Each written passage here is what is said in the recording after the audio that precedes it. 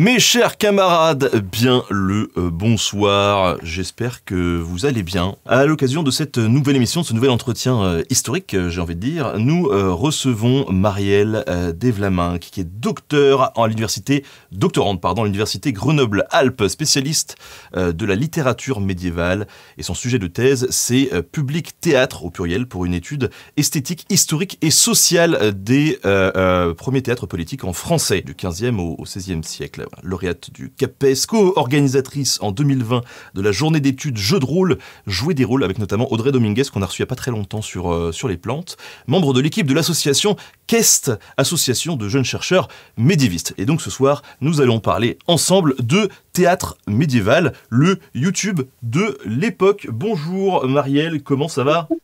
Bonjour Benjamin, écoute, ça va très bien et toi ? Écoute, ça roule, super. Content de te recevoir ce soir pour parler théâtre, parce que je sais que ça va être trop bien. Quand on a voulu préparer juste l'émission en faisant un petit point où je t'ai dit bon alors est-ce que tu peux m'en dire un tout petit peu pour que je puisse préparer le truc ? On a passé 1h30 et j'avais pas envie de couper la caméra, donc je suis sûr que ça va être pareil ce soir. J'espère. Donc ce soir on va parler de théâtre médiéval. Est-ce que tu peux déjà peut-être nous définir ce qu'est ce théâtre finalement ? Alors en premier lieu, pour la période médiévale, évidemment 5e, 15e siècle, en réalité pour le théâtre, déjà ça déplace un petit peu les frontières chronologiques. Donc déjà on est plus sur du 9e siècle, 16e siècle à peu près. Donc déjà ça déplace un petit peu les bornes, aux grandes dames évidemment de tous les historiens. Quand on parle de théâtre médiéval, en fait, on parle de tout un ensemble de pratiques qui, évidemment, varient selon les circonstances, selon les époques. Donc, évidemment, le théâtre, par exemple, en latin du 9e siècle, ça va pas être le théâtre du début du 16e siècle, évidemment. Donc déjà, c'est un peu réducteur de parler d'un théâtre médiéval. C'est plutôt plusieurs pratiques théâtrales qui se sont succédées, qui ont cohabité ensemble pour cette époque-là. Et en ce qui me concerne, je suis surtout spécialiste du théâtre francophone. Alors j'ai vu sur Facebook que c'était un terme qui avait fait débat dans les commentaires de l'annonce de ce live. Donc je pense que c'est l'occasion du coup de le mettre à plat. Effectivement, le français au Moyen-Âge, c'est pas un français, c'est pareil. Il y a plein de langues régionales, plein de variations de langues, voilà, qui descendent du latin et qui connaissent des variations particulières. Évidemment, l'essentiel du corpus théâtral étant un ensemble de 500 textes plutôt situés sur la fin de la période du Moyen-Âge, évidemment, la langue commence déjà à se standardiser un petit peu plus. C'est pour ça que je parle de théâtre francophone ou d'expression française, parce que je travaille en fait spécifiquement sur ces ouvrages-là qui sont en langue vernaculaire, donc pas en latin, du coup, désolé pour les latinistes, mais j'ai des collègues qui le font très bien, Mathieu Ferrand par exemple. C'est déjà une langue qui est beaucoup plus standardisée, qui a moins de traits dialectaux, et surtout en fait la grande époque de la langue d'oc, donc de l'occitan, est quand même déjà bien passée, puisque c'est 10e, 13e siècle, l'occitan plutôt, enfin même si évidemment ça continue d'exister jusqu'à nos jours, hein, mais la grande époque médiévale de l'occitan c'est 10e, 13e, et l'essentiel du corpus en fait est plutôt situé sur la période 14e, 16e, donc ce qui fait qu'évidemment, bon voilà, on est sur une période où le français, ou précisément la langue d'oïl et toutes ces variations s'installent bien, et c'est pour ça qu'on parle de francophonie, ce qui évidemment peut paraître complètement anachronique. La raison pour laquelle je parle de francophonie aussi, c'est parce que le théâtre médiéval n'est évidemment pas limité par les frontières politiques régionales, par exemple du Royaume de France, puisque c'est quelque chose qu'on va trouver dans toutes les zones d'expression française. Donc on va en trouver à la cour d'Angleterre, dans les Pays-Bas bourguignons, évidemment en France, la Confédération suisse. Donc vraiment c'est en fait un objet qui voyage beaucoup et qu'on trouve en fait un petit peu partout. Donc c'est ça aussi son intérêt d'étude.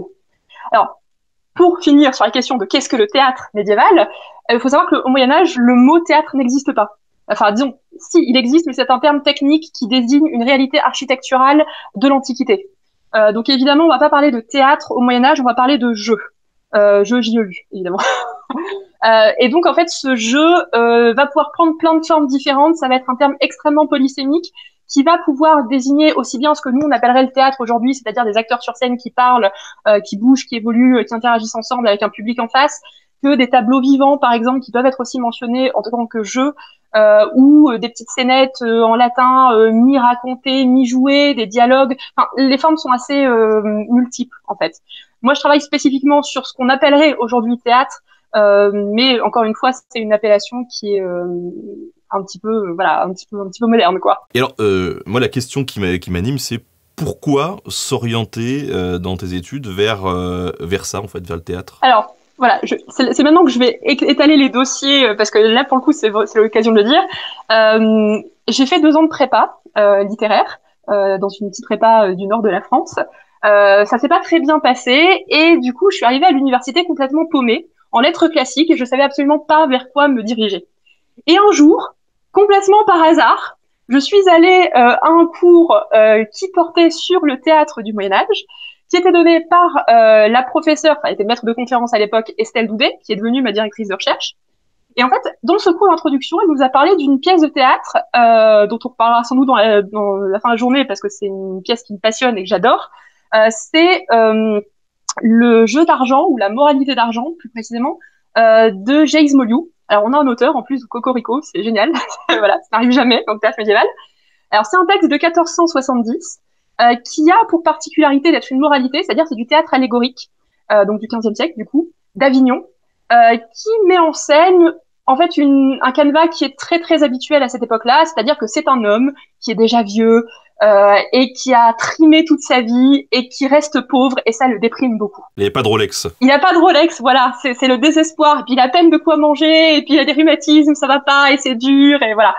Et il rencontre un personnage qui s'appelle Argent.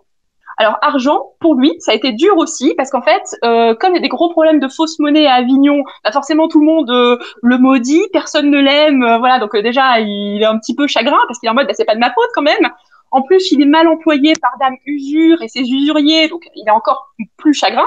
Et puis il rencontre l'homme et il dit, ok, là c'est bon, le mec il a l'air vertueux, il a l'air carré, vas-y, on rentre à son service et ensemble on va faire des grandes choses, et on va révolutionner Avignon. Alors évidemment, ça se passe pas comme ça.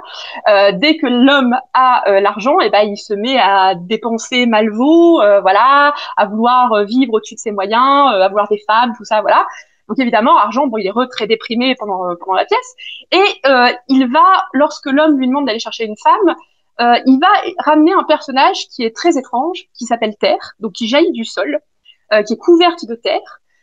Et qui va tenir le discours habituel auprès de l'homme en lui disant bah voilà tu es mon fils parce qu'évidemment dans la Genèse l'homme est né de la poussière donc voilà il lui dit tu es mon fils c'est très mal ce que tu fais tu te conduis super mal tu vas aller en enfer voilà ça c'est la première lecture de la pièce c'est la lecture vraiment littérale c'est ce qui est écrit dans le texte et on pourrait se dire bon bah voilà c'est une pièce morale voilà le twist c'est que cette pièce de théâtre a, suppose-t-on, on a quand même des bonnes raisons de le penser d'un point de vue des archives, a pu être jouée dans le cimetière Saint-Symphorien, qui est un cimetière du centre-ville Avignon, donc c'est-à-dire au milieu des tombes.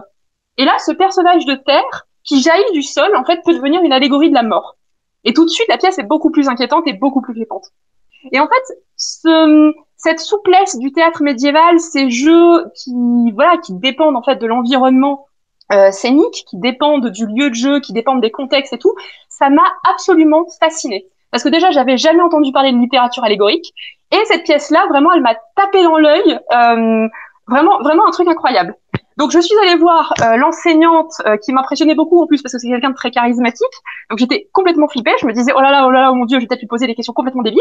Et puis, j'ai commencé à lui dire, ah, voilà, cette pièce-là, c'est trop bien, je veux travailler dessus en master et tout. Et puis, bon, bah voilà, quelques années plus tard, je suis en thèse, toujours sous sa direction et je travaille toujours sur ce texte. Pas que, mais aussi. Donc, voilà.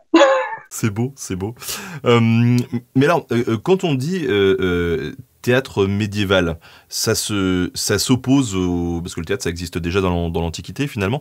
Ça s'oppose justement au théâtre de l'Antiquité ou pas? C'est quoi qui est différent et est-ce qu'il y a une rupture? Est-ce qu'il y a des bornes chronologiques vraiment qu'on peut établir? Alors, c'est évidemment toujours compliqué d'établir des bornes chronologiques et je pense que vu que tu trempes un peu dans l'histoire depuis quelques années maintenant, tu le sais.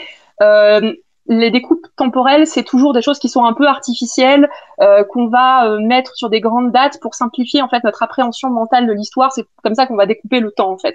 C'est juste pour avoir un objet qui soit étudiable. Il en va de même pour le théâtre évidemment, c'est-à-dire qu'il y a une pratique qui est continue, qui est pas forcément toujours très bien documentée, puisqu'évidemment il y a toujours des problèmes de sources sur les périodes anciennes et le Moyen Âge ne fait pas exception du tout. Donc évidemment on ne sait pas trop ça c'est la réponse, la vraie réponse, c'est on ne sait pas trop parce qu'on n'a pas de source. La réponse un petit peu plus nuancée, on va dire avec un petit peu plus d'hypothèses, c'est qu'il y a sans doute des pratiques continues. Elles sont pas forcément toutes documentées par des textes écrits, parce que évidemment le Moyen Âge, comme l'Antiquité d'ailleurs, sont des cultures où l'oral a quand même une place très importante aussi, y compris pour la transmission des savoirs, des pratiques, des scénettes, des jeux, de tout ce que tu veux. Nous, les textes qu'on a en latin, les premiers, c'est 9e siècle pour le Moyen Âge.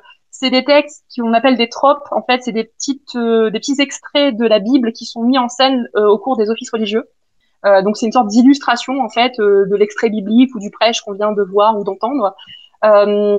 Donc ça, c'est les premiers textes qu'on trouve, c'est en latin, c'est 9e siècle. Ensuite, on va commencer à trouver des textes en langue française, donc évidemment le corpus qui nous concerne plus. À partir du 12e siècle, il y en a un seul, et voilà, il est unique, c'est le jeu d'Adam, on est content. Donc à nouveau, c'est une pièce de théâtre qui met en scène évidemment la Genèse, donc Adam, la pomme, Ève, le paradis terrestre perdu, voilà, toute cette histoire-là. C'est un texte qui est très intéressant parce que il change assez radicalement des tropes dans le sens où là il y a vraiment un développement. C'est pas juste on a traduit la Bible et puis vas-y il y a trois répliques. Non, c'est vraiment un texte assez long où il y a un développement psychologique, un travail sur les personnages. Donc, il est assez intéressant pour ça. Et puis évidemment c'est le premier en français donc il est aussi intéressant pour ça. Et ensuite on va avoir plein d'autres formes de théâtre. Donc au XIIIe siècle à nouveau problème de source. On va avoir un tout petit corpus. C'est 9 ou 10 textes, j'ai toujours un doute, mais voilà, moins d'une dizaine de textes, qui est situé autour d'Arras. Alors, il y a un texte parisien, donc pardon, c'est pas uniquement autour d'Arras, que les Parisiens ne m'en veulent pas, ne m'en veulent pas. Donc, ces petits textes du XIIIe siècle, c'est des textes qui sont du coup très ancrés dans la culture d'Arras et de ses environs, qui sont assez passionnants, on pourra en parler si tu veux, et qui, ces textes-là, comme les textes du XIIe siècle, sont pas forcément très marqués par l'Antiquité. Pour autant, on sait qu'il y a une culture latine, notamment une culture savante. L'Antiquité est toujours là. On étudie toujours Claude, Terence, par exemple. Il va y avoir, par exemple, des réadaptations ou des réécritures de ces auteurs-là dans les collèges, dans les lieux d'enseignement. Et ensuite, quand on arrive donc à la période qui est vraiment l'explosion dramatique absolue, explosion enfin, du théâtre, en tout cas, qui va être du 14e au 16e siècle, là, on va avoir du théâtre d'inspiration antique.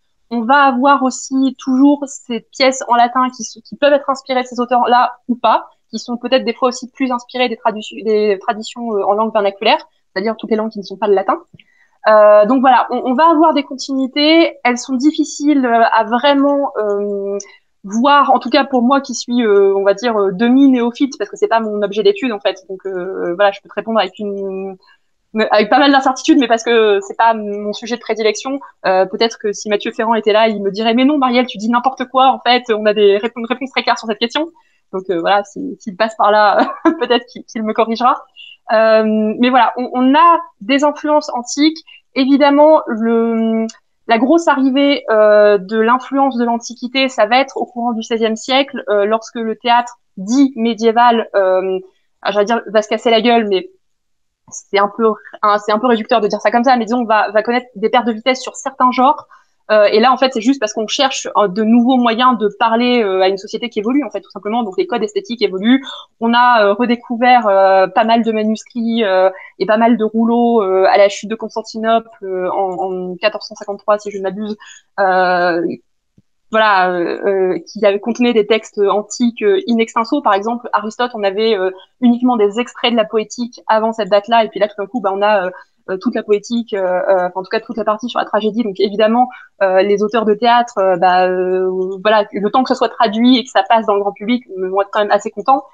Et donc c'est comme ça qu'on va arriver à ce théâtre, par exemple, de la fin du XVIe siècle et du XVIIe siècle, qui est beaucoup plus marqué par les codes antiques, avec les tragédies, voilà, les comédies tragédies telles qu'on les connaît un peu plus parce qu'elles sont plus enseignées à l'école, quoi. Donc il y a des mutations, il n'y a pas vraiment de vrais points de rupture. Il faut vraiment envisager en fait l'histoire du théâtre comme une sorte de long continuum avec des passages, on va dire, plus ou moins marqués, souvent explicables par des circonstances extérieures et non pas uniquement par des mutations comme ça, des goûts des gens, quoi. C'est assez souvent pour des raisons politiques, religieuses, mais bon, on y reviendra, puisque de toute façon, cette émission est très bien préparée, n'est-ce pas? Mais oui. Mais voilà, Il y a un continuum, il n'est pas très clair avec l'Antiquité pour des raisons de source, mais c'est pas une rupture franche et nette non plus, quoi. Et alors, tu dis que les premiers textes médiévaux qu'on a datent du 9e, 10e siècle. Est-ce qu'on a quand même une idée, de par une source ou l'autre, d'à quoi ça pouvait ressembler entre le 5e et le 9e siècle? On a quelques questions autour des premiers mystères, par exemple. Qu'est-ce qu'un mystère Alors, du coup, les mystères, on va avancer tout de suite un peu dans le temps, parce que les mystères, c'est quand même beaucoup plus tardif. Les premiers mystères, c'est 14e siècle. En tout cas, l'appellation mystère, c'est 14e siècle. Évidemment, il y a du théâtre religieux avant ça. Comme dit, nous, les premiers textes qu'on a, c'est 9e siècle, donc on peut juste supposer pour ce qui est d'avant. Bien sûr qu'il y a dû avoir des spectacles, je veux dire, ça paraît assez évident, mais de te dire quelle forme ils ont, quels textes sont joués, est-ce que c'est des textes qui sont joués ou est-ce que c'est d'autres formes spectaculaires, voilà. Enfin, moi, je ne sais pas, en tout cas. Peut-être que les spécialistes de cette période-là sauront mieux. Parce que moi, je suis évidemment spécialiste de la fin du Moyen-Âge, donc voilà. Pour moi, c'est toujours un petit peu, tu sais, la zone grise, quoi. Parce que l'Antiquité, je connais bien, je viens des lettres classiques. Fin du Moyen-Âge, ça va, c'est mon domaine de spécialité. Et puis entre deux, c'est toujours un petit peu plus dur. Et puis, de toute façon, au Moyen-Âge, ils sont peu nombreux, comme on disait Oui. dans le chat. Ils se battent pour les sources, déjà. Oui, non, mais ils ont raison. Enfin, nous, plus tardivement, même si on a des sources beaucoup plus abondantes, on continue de se battre aussi pour les sources. Donc, mais oui, du coup, évidemment, c'était quoi la question déjà? C'était en gros, est-ce qu'on a une idée de ce à quoi ça pouvait ressembler, ouais, entre le 5e et le 9e, quoi, vu qu'on n'a Moi, pas d'écrit. malheureusement, je ne sais pas, mais peut-être que des spécialistes pourraient te répondre. Mais moi, honnêtement, je n'en sais rien. En tout cas, tout à l'heure, tu nous parlais d'un théâtre allégorique. Il y a plusieurs styles de théâtre. Comme tu nous l'as dit, ça regroupe quand même pas mal de trucs. Est-ce qu'on peut peut-être commencer à parler de ça, de ces différents théâtres? Alors, du coup, les genres théâtraux qui sont connus le mieux du grand public, donc la farce, l'immoralité, les mystères, c'est des genres qui vont émerger dans le courant du XIVe siècle. Du coup, je vais juste revenir 3-4 secondes sur Arras avant, voilà, XIIIe siècle, très bien, XIIIe siècle. Au XIIe et au XIIIe siècle, on va pas parler de genre particulier, on va parler de jeu ou de jeu par personnage. C'est l'appellation, la nomenclature basique pour parler de pièces de théâtre médiévales. On va éventuellement parler parfois de dialogue, mais c'est déjà plus tardif aussi le terme dialogue, et ça renvoie pas spécifiquement uniquement au théâtre, puisqu'on peut avoir des formes plus philosophiques sur le mode, oui, des dialogues socratiques par exemple, écrits par Platon. Enfin, le terme dialogue est plutôt dans cette dynamique-là, même s'il y a parfois des pièces de théâtre qui s'appellent dialogue aussi. Donc au XIIIe siècle, on va pas avoir de style particulier, mais c'est une époque qui est intéressante parce qu'elle a vraiment des pièces très différentes les unes des autres. On va avoir par exemple des pièces qui sont assez politiques, comme le jeu de Pierre de la Brosse, qui est justement ce fameux texte parisien. C'est donc un texte qui a été écrit en fait à la suite de la mise à mort de Pierre de la Brosse, qui était le chambellan de Philippe III, qui a été condamné pour des raisons qui m'échappent, mais c'était surtout des querelles d'influence et me semble-t-il de détournement d'argent, mais peut-être que je m'avance un petit peu, mais Il l'avait bien cherché dans tous les cas, hein. Voilà. Voilà. Peut-être. Je ne juge pas. Écoute, le XIIIe siècle, c'est un peu loin pour juger. Mais toujours est-il qu'apparemment, son procès, en fait, a eu lieu... Enfin, c'était pas un procès public, c'était un procès un peu à huis clos. Donc, évidemment, la population a juste été mise au courant de la chose après coup.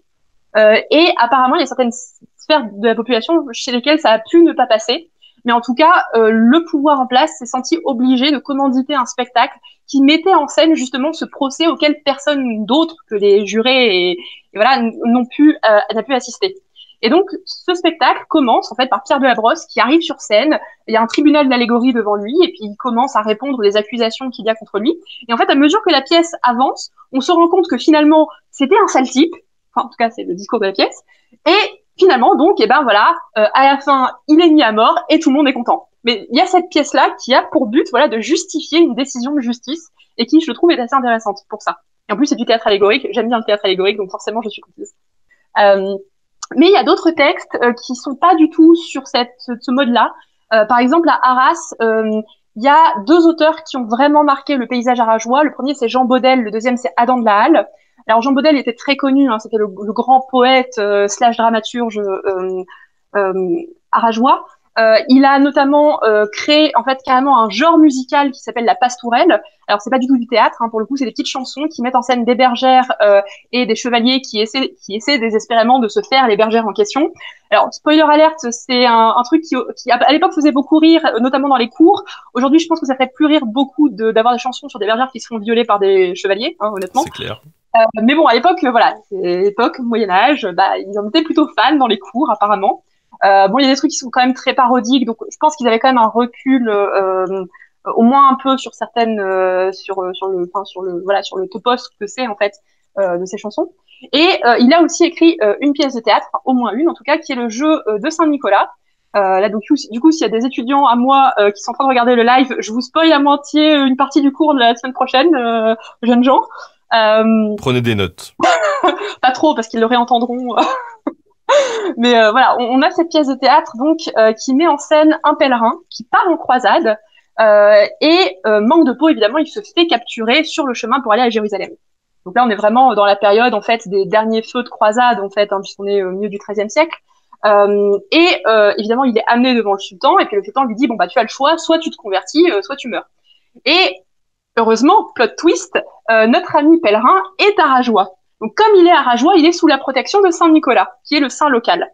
Et évidemment, donc il dit non, mais attendez, moi je peux pas me convertir parce que moi j'ai constaté la puissance de mon saint local et donc évidemment je suis dans la bonne religion parce que moi je vois tous les jours la puissance de Saint Nicolas et donc par extension la puissance de Dieu. Donc évidemment, ça part pas en débat théologique, mais presque. On a le sultan qui lui dit écoute, si vraiment ton saint est si puissant que ça, c'est quoi son domaine de spécialité? La protection des objets, c'est ça? Eh ben nickel. On prend la statuette que t'as sur toi, on la fout devant le trésor royal, on enlève tous les gardes, on laisse les portes du trésor royal ouvertes. Si jamais demain tout est encore là à la pièce près, je te gracie et je me convertis. Alors évidemment, c'est une pièce de théâtre médiévale, donc il va se passer un miracle, évidemment. Donc pendant la nuit, t'as des voleurs qui se pointent, qui raflent le trésor, et là, miracle, pardon. Saint Nicolas se pointe, les tense sévèrement, il voit la lumière divine, il rend le trésor. Le lendemain matin, le trésor est là, donc évidemment, le sultan se convertit. Ça, c'est une pièce qui est très drôle et tu vois, qui est complètement différente de la pièce précédente. Donc, t'as vraiment, en fait, au XIIIe siècle, ce truc-là qui est assez fascinant, c'est que tu vas avoir plein de jeux vraiment différents les uns des autres. Et en plus, comme le corpus est vraiment très limité, évidemment, on chérit cette différence parce que, bah, voilà, on n'a pas grand-chose. Alors, on sait qu'il y avait, que le théâtre, en réalité, n'était pas du tout un phénomène local au XIIIe siècle. C'est juste qu'on a un gros problème de source, qu'on a retrouvé que ces textes-là. Et le deuxième auteur qui est hyper intéressant, sur lequel je vais sans doute passer un petit peu plus vite, c'est Adam de la Halle, qui en fait s'est beaucoup inspiré de Jean Baudel et qui du coup a parodié, réécrit, retravaillé ses textes. Donc Les Pastourelles, ces petites chansons grivoises, ça a donné la première comédie musicale en français, enfin en tout cas à notre connaissance, qui est le jeu de Robin et Marion, dans lequel la bergère Marion arrive à ne pas passer à la casserole parce que c'est le personnage le plus intelligent de l'intégralité de la pièce et le plus débrouillard aussi. Voilà, le chevalier s'en trouve fort mari, évidemment. Et la deuxième pièce, c'est en fait une série de scénettes qui ont sans doute été jouées à plusieurs moments au cours de grandes festivités qui duraient une journée et demie. Et donc, en fait, cette succession de scénettes, on a Adam de la Halle qui probablement jouait son propre rôle, ou faisait en tout cas jouer son rôle par quelqu'un d'autre, qui annonce en grand happening qu'il se barre d'Arras, parce qu'Arras, il en peut plus, ça bouge pas. En plus, il reste à Arras pour sa femme, mais sa femme, finalement, il n'est pas sûr de l'aimer tant que ça. Et puis, bon, il a demandé de la thune à son père pour partir, mais en fait, son père, il a plus un rond parce qu'il boit tout.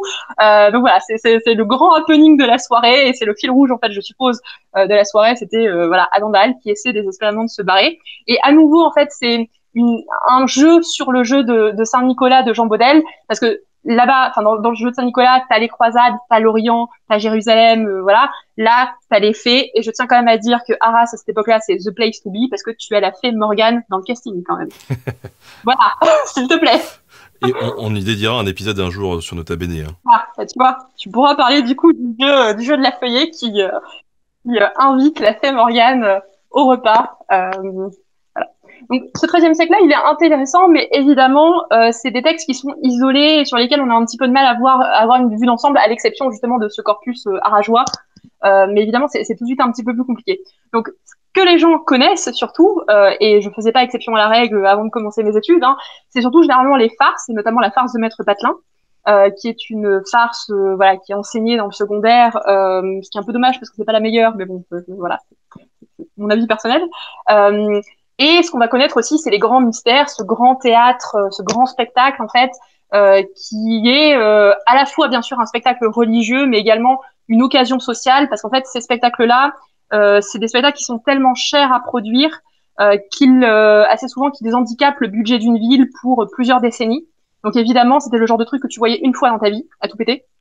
Deux, si t'avais de la chance, si t'étais enfant casté pour jouer le petit Jésus, et puis ensuite ensuite un vieillard dans la deuxième édition, quoi. Mais c'était vraiment des pièces de théâtre qui avaient un très très grand retentissement, qui servaient aux villes à montrer leur puissance et qui avaient des sujets, alors assez souvent religieux, bibliques, parfois géographiques. Donc dans ce cas-là, ça met en scène la vie des saints, et parfois plus rarement encore historique. Mais en tout cas, il y avait ce pouvoir commémorationnel-là et cette ampleur-là qui font que ce sont des spectacles qui sont encore aujourd'hui connus, notamment parce que tu as aussi eu, en fait, au XVIIe siècle, toute une vague de nouveaux mystères. Et en fait, la plupart des mystères qu'on connaît aujourd'hui, par exemple Oberammergau, c'est en fait des mystères, me semble-t-il. Alors, Oberammergau, j'ai un doute, je me mets un doute moi-même, mais je pense que c'est un mystère du XVIIe siècle, il me semble.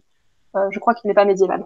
Faudra googler et vérifier, parce que là, je me mets un doute en le disant, mais il me semble que voilà.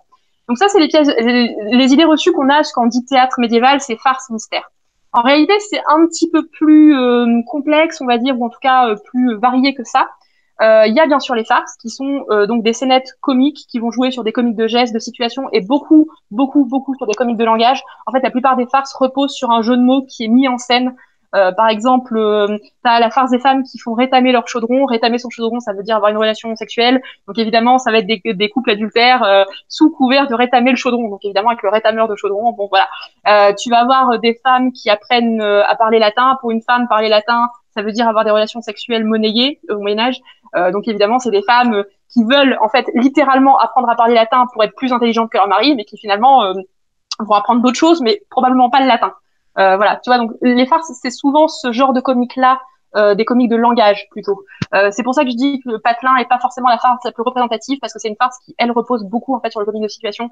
Et en fait, c'est assez exceptionnel en fait dans ces corpus-là. Ça va devenir beaucoup plus courant dans les farces du XVIIe siècle, parce que oui, il y a encore des farces du XVIIe siècle, mais au Moyen Âge, c'est pas le schéma le plus courant. Donc elle est pas si représentative que ça. Pour les mystères, évidemment, j'en ai déjà parlé, mais c'est pas grave, on va redire 2 secondes, un mot. Évidemment, donc les mystères, c'est des grands spectacles, c'est des spectacles qui donc coûtent très cher, qui monopolisent toute une ville. Ils sont souvent faits justement à l'initiation soit d'une compagnie, soit du parlement d'une ville. Le but, c'est de poser sa puissance financière sur la table et de dominer, la région d'un point de vue culturel. Hein, c'est ça l'ambition du mystère, il n'y en a pas d'autre. C'est aussi l'occasion, voilà, de célébrer la ville, de célébrer la puissance de la ville, le pouvoir public en place, etc. Même pour les mystères religieux, en fait, il y a ce truc de fédérer une communauté autour d'un événement. Donc, c'est-à-dire que les acteurs, ça va être des gens de la ville. Parfois, c'est leur seule expérience théâtrale et ils vont dans ce cas-là être figurants, voilà.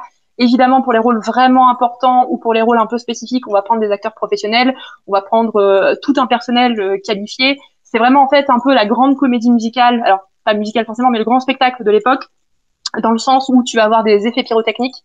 D'ailleurs, fun fact, la poudre à cette époque-là est tellement chère que les artificiers demandent à être payés en poudre et non pas en or pour leur participation à ce type de spectacle. Parce qu'en fait, la poudre est tellement chère que voilà, ils préfèrent être payés en poudre. Donc, ce que je trouve toujours très drôle. Donc voilà, c'est des spectacles vraiment de très très grande ampleur, évidemment avec un sous-texte religieux évident, mais c'est la culture médiévale qui veut ça. Voilà. Ensuite, donc, quand on arrive dans les genres un petit peu moins connus, tu vas avoir le théâtre allégorique, qui est mon petit chouchou, donc je suis très contente d'en parler. Ce sont les moralités. Alors, c'est un théâtre plutôt pédagogique, pas forcément uniquement pédagogique, mais assez souvent ça l'est, qui a pour but en fait d'enseigner, alors à la fois un peu la doctrine biblique, mais pas tant que ça finalement, mais plutôt des valeurs morales et sociales en fait. Donc c'est vraiment un théâtre qui va avoir pour but, au moyen de l'allégorie, donc au moyen de ces personnages qui incarnent en fait des idées, ça va être l'occasion en fait pour les spectateurs d'apprendre ce que c'est le bien, le mal, les bons comportements en ville, la bonne morale, les bons comportements en adéquation avec la Bible, voilà. Ces pièces ont ce but-là. Et en fait, c'est assez marrant parce que dans certaines moralités, tu vois que les personnes qui écrivent les spectacles en sont très conscientes. C'est le cas, par exemple, de la moralité du jour Saint-Antoine, qui est une moralité qui a été créée en cadre scolaire au collège de Navarre, qui a été en tout cas représentée là, mais sans doute écrite dans ces environs-là aussi, et qui met en scène en fait le personnage de Péché, qui est hyper frustrée de l'existence des moralités, parce qu'en fait, elle, donc elle est représentée sous les traits d'une vieille femme, une sorte de vieille courtisane en fait. Elle, son truc pour faire pécher les gens, et ben c'est en fait de les faire pécher sans qu'ils le sachent. Donc en gros, elle a une voix enjôleuse, elle les séduit, elle leur met des mauvaises idées en tête. Et par contre, dès qu'ils la voient, évidemment, ils flippent parce qu'ils se rendent compte qu'elle est dégueulasse et que non, faut pas faire ça, sinon tu finis en enfer, quoi. Et en fait, le théâtre, pour elle, c'est sa fin du monde personnel, parce qu'en fait, le théâtre l'oblige à s'incarner dans le corps d'un acteur. Et en fait, elle le vit super mal parce que du coup, tout le monde la fuit, en fait. Et sa crise existentielle dans cette pièce de théâtre-là, c'est ça. C'est de se dire, le théâtre aide les gens à prendre conscience que ce qu'ils font est mal. Alors, on peut nuancer un peu le propos parce qu'à la fin de la pièce, la conclusion est un peu en demi-teinte en disant oui, enfin effectivement pendant le théâtre, effectivement ils se rendent compte que ce qu'ils font est mal, mais par contre est-ce qu'ils n'ont pas la mémoire un peu courte derrière? Et donc c'est son plan, elle se dit je vais jouer là-dessus, je vais les faire oublier, puis après c'est bon, ils recommenceront à pêcher, pas de problème. Peut-être un moyen de revendre cette pièce de théâtre pour que les gens reviennent. Voilà, bah écoute, s'il y a des metteurs en scène dans la salle, la pièce est éditée. Mais voilà, donc ce théâtre moral-là fonctionne un peu comme ça. Alors évidemment, là c'est le côté pédagogique. Tu peux avoir des pièces qui ont aussi vraiment un sous-texte politique très très fort. Par exemple, tu as La moralité des trois États, qui est une pièce que j'aime beaucoup aussi, qui met en scène chevalerie, labour et clergé. Et en fait, les trois se mettent sur la gueule pour savoir qui est responsable des problèmes du monde. Voilà, tout simplement. Et donc là, vraiment, tu rentres dans une pièce qui est une pièce de circonstance, qui est en fait une pièce qui sert de couverture médiatique aux États généraux. Et qui donc en fait finalement transmet au grand public ce qui s'est dit pas à huis clos, mais disons derrière les murs des États généraux, quels sont les fions que les représentants se sont envoyés dans la pomme, quels sont les problèmes qui ont été soulevés, voilà. Et donc c'est une pièce qui est du coup allégorique, qui a un côté pédagogique parce qu'elle apprend aux spectateurs ce qui s'est passé, mais qui est plus dans l'enseignement moral, qui est plutôt dans la couverture médiatique. Et enfin, j'y arrive, tu as aussi Les Sottis, qui est un théâtre d'actualité. Pour le coup, c'est vraiment de la couverture médiatique, de l'actualité, de la polémique, parfois aussi assez violente. C'est du théâtre qui va mettre en scène des personnages de sot. Alors, c'est pas exactement la même chose que les fous. C'est plutôt des personnages qui sont remarquables par leur niaiserie, leur naïveté. Ils sont pas forcément complètement fous, complètement tarés.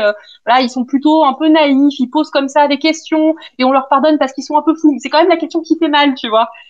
Et ça, c'est des pièces de théâtre qui ont été beaucoup utilisées pour des couvertures médiatiques d'événements ou pour parler de sujets, on va dire, un peu touchy. Par exemple, les Sottis de Genève, donc c'est deux pièces qui, du coup, sont des pièces de la Réforme, en fait, qui ont été jouées par des habitants de la ville qui étaient plutôt dans le camp protestant. Et en fait, comme la pièce apparemment qu'ils voulaient initialement faire jouer a été censurée, ils sont arrivés sur scène en jouant leur propre rôle d'acteurs tout dépités qui pouvaient pas jouer, et ils annoncent en fait aux spectateurs comme ça, donc ça c'est la sottise des Béguins, ils annoncent aux spectateurs, ils disent voilà, on va pas pouvoir jouer parce que on a perdu nos costumes. Voyez, tous nos costumes sont déchirés, on a perdu une oreille, voilà, c'est pas possible, on peut pas jouer, c'est la fin. Et en fait, toute la pièce, c'est une pièce qui en fait exprime l'impossibilité de jouer à cause de la censure, puisque à cette époque-là, à Genève, en fait, c'est le moment où la ville, donc au début du XVIIe siècle, où la ville est tiraillée entre deux partis religieux, les protestants, les catholiques, mais aussi entre deux allégeances politiques, j'ai envie de dire, puisque les protestants sont plutôt partisans de se rapprocher de la Confédération suisse et que les catholiques sont eux plutôt partisans de rester du côté du duché de Savoie. Donc c'est vraiment une pièce qui est intéressante pour ça et qui en fait passe bien parce que voilà, les acteurs sont un peu sots, ils sont un petit peu innocents et puis en fait finalement ils appuient quand même là où ça fait mal, quoi. T'as deux autres genres dramatiques qui sont moins connus, enfin disons en fait qui sont moins connus de nous parce qu'il y a moins de sources, mais on sait qu'ils ont eu beaucoup de succès. Les premiers, c'est les bergeries, ça met en scène des bergers et ils étaient souvent notamment employés pour du théâtre de circonstance en fait, c'est-à-dire qu'on dans les entrées royales par exemple, dans les villes de princes ou de rois, on allait jouer une petite bergerie. C'était souvent l'occasion pour les habitants d'exprimer leurs attentes quant à la visite de ce grand personnage. Donc c'est voilà, c'est des petits bergers qui sont là en mode oui, alors il y a ça qui va pas, il y a ça qui va pas, il y a ça qui va pas, il y a ça qui va pas. Et alors là, deux fins possibles, soit mais on a confiance, vous êtes là, c'est bon, tous les problèmes vont être résolus, soit ouais, ben vous êtes là, bon c'est vrai, c'est bien, c'est gentil de venir encore en visite, mais bon, qu'est-ce que vous allez y faire? Et voilà, donc t'as les deux endings. Et le dernier théâtre, c'est le théâtre vraiment d'inspiration antique. Donc généralement là, on réécrit les historiens antiques en fait, qu'on met en scène. C'est un corpus à nouveau qui est assez localisé parce on a surtout retrouvé dans le nord de alors la France, je mets des guillemets, mais dans les régions de Lille, voilà, Lille, Valenciennes, tout ça. Et c'est du théâtre en fait. Enfin, la plupart des pièces qu'on a retrouvées en fait sont des pièces issues des processions de Lille. Donc chaque année ou chaque paire d'années, il y avait des grandes processions à Lille qui étaient organisées et c'était l'occasion aussi de faire des concours de théâtre et des petits textes qui étaient représentés devant les notables, par exemple, et les jeunes en formation. Et dans ces textes-là, il y a beaucoup de textes moraux, beaucoup de textes religieux, quelques mystères, et il y a aussi ce théâtre d'inspiration antique qui du coup met en scène des personnages de l'Antiquité et on leur dit bah regardez voilà dans l'Antiquité où on savait encore ce que c'était le civisme et ben regardez on se comportait comme ça. Voilà. Donc ça c'est en gros les genres qu'on peut trouver sur la période qui moi m'occupe. Qui est donc la fin du Moyen-Âge. Alors, moi, il y avait peut-être avant de revenir après sur la politisation de certaines pièces ou autres, tu m'avais parlé d'un truc qui m'avait vraiment halluciné. Tu me disais qu'il y avait des pièces de théâtre un peu feuilletonnantes qui duraient plusieurs jours, en fait. Oui, alors ça, c'est les mystères, en fait. C'est-à-dire que les plus longs mystères, t'as plusieurs jours de représentation parce que juste le truc est tellement long que tu peux pas faire mieux, en fait. Alors, les longueurs varient assez souvent, c'est 2, 3, 4 demi-journées. T'as une moralité qui est, si je ne me plante pas, la moralité de l'homme obstiné. Mais là, pareil, j'ai un doute en le disant, donc peut-être que c'est pas du tout cette moralité-là, mais en tout cas, il y a une moralité qui est aussi très très longue comme ça et qui fait, je crois, quasiment 800 feuillets dans le manuscrit. Voilà, et donc ça, c'est des pièces qui, voilà, nécessitent plusieurs jours de représentation. Donc ce qu'on fait, c'est qu'on joue 4 heures. Après, on prend une pause déjeuner, puis on rejoue 4 heures. Et puis bon, bah, s'il faut remettre ça le lendemain, bah, on continue le lendemain. Donc en fait, généralement, ces pièces-là, en fait, sont divisées en journées ou en demi-journées. Et c'est vraiment écrit dans le manuscrit, hein. C'est vraiment première journée, puis t'as toute la pièce, puis deuxième journée, toute la pièce, voilà. Donc ça, c'est justement ces mystères et ces pièces très très longues qui demandent des moyens fous en fait pour être représentées. Par exemple, typiquement, tu fais une Passion du Christ.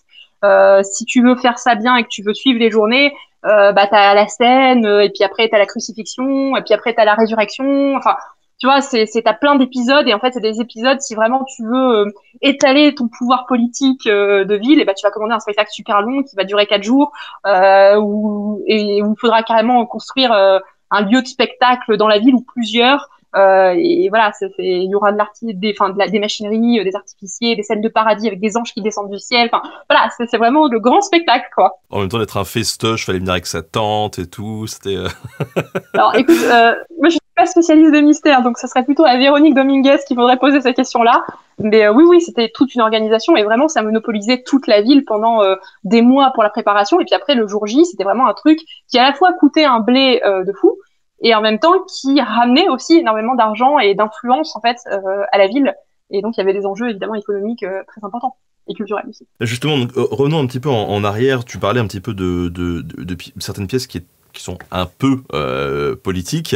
Est-ce que justement cette politisation des pièces de théâtre, on la retrouve beaucoup durant la période médiévale et jusqu'où on pouvait aller finalement dans un discours critique? Est-ce qu'il n'y avait pas une ligne qu'on ne pouvait pas franchir?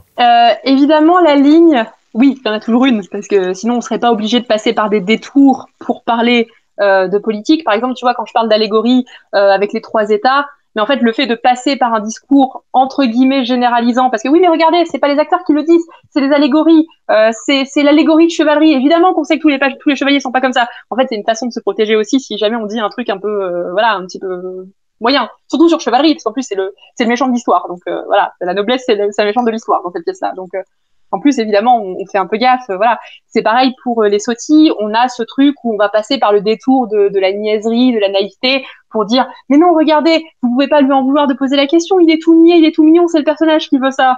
Mais non, évidemment, c'est pas politique. Mais non, regardez, c'est marrant. C'est pareil pour certaines farces. T'as des farces qui, par exemple, peignent de façon très très noire, soit le roi, soit les curés, par exemple. La farce de Martin de Cambrai est un bon exemple pour ça. C'est une farce en fait, donc une femme qui trompe son mari avec le curé. Et en fait, son mari devient un peu suspicieux quand même. Si d'ailleurs on t'es jamais à la maison, quand même, chérie, voilà, on me la fait pas à moi. Je vois bien que je suis cocu, quoi. Et en fait, le curé, donc il enferme sa femme. Enfin, du coup, le mari enferme la femme à la maison.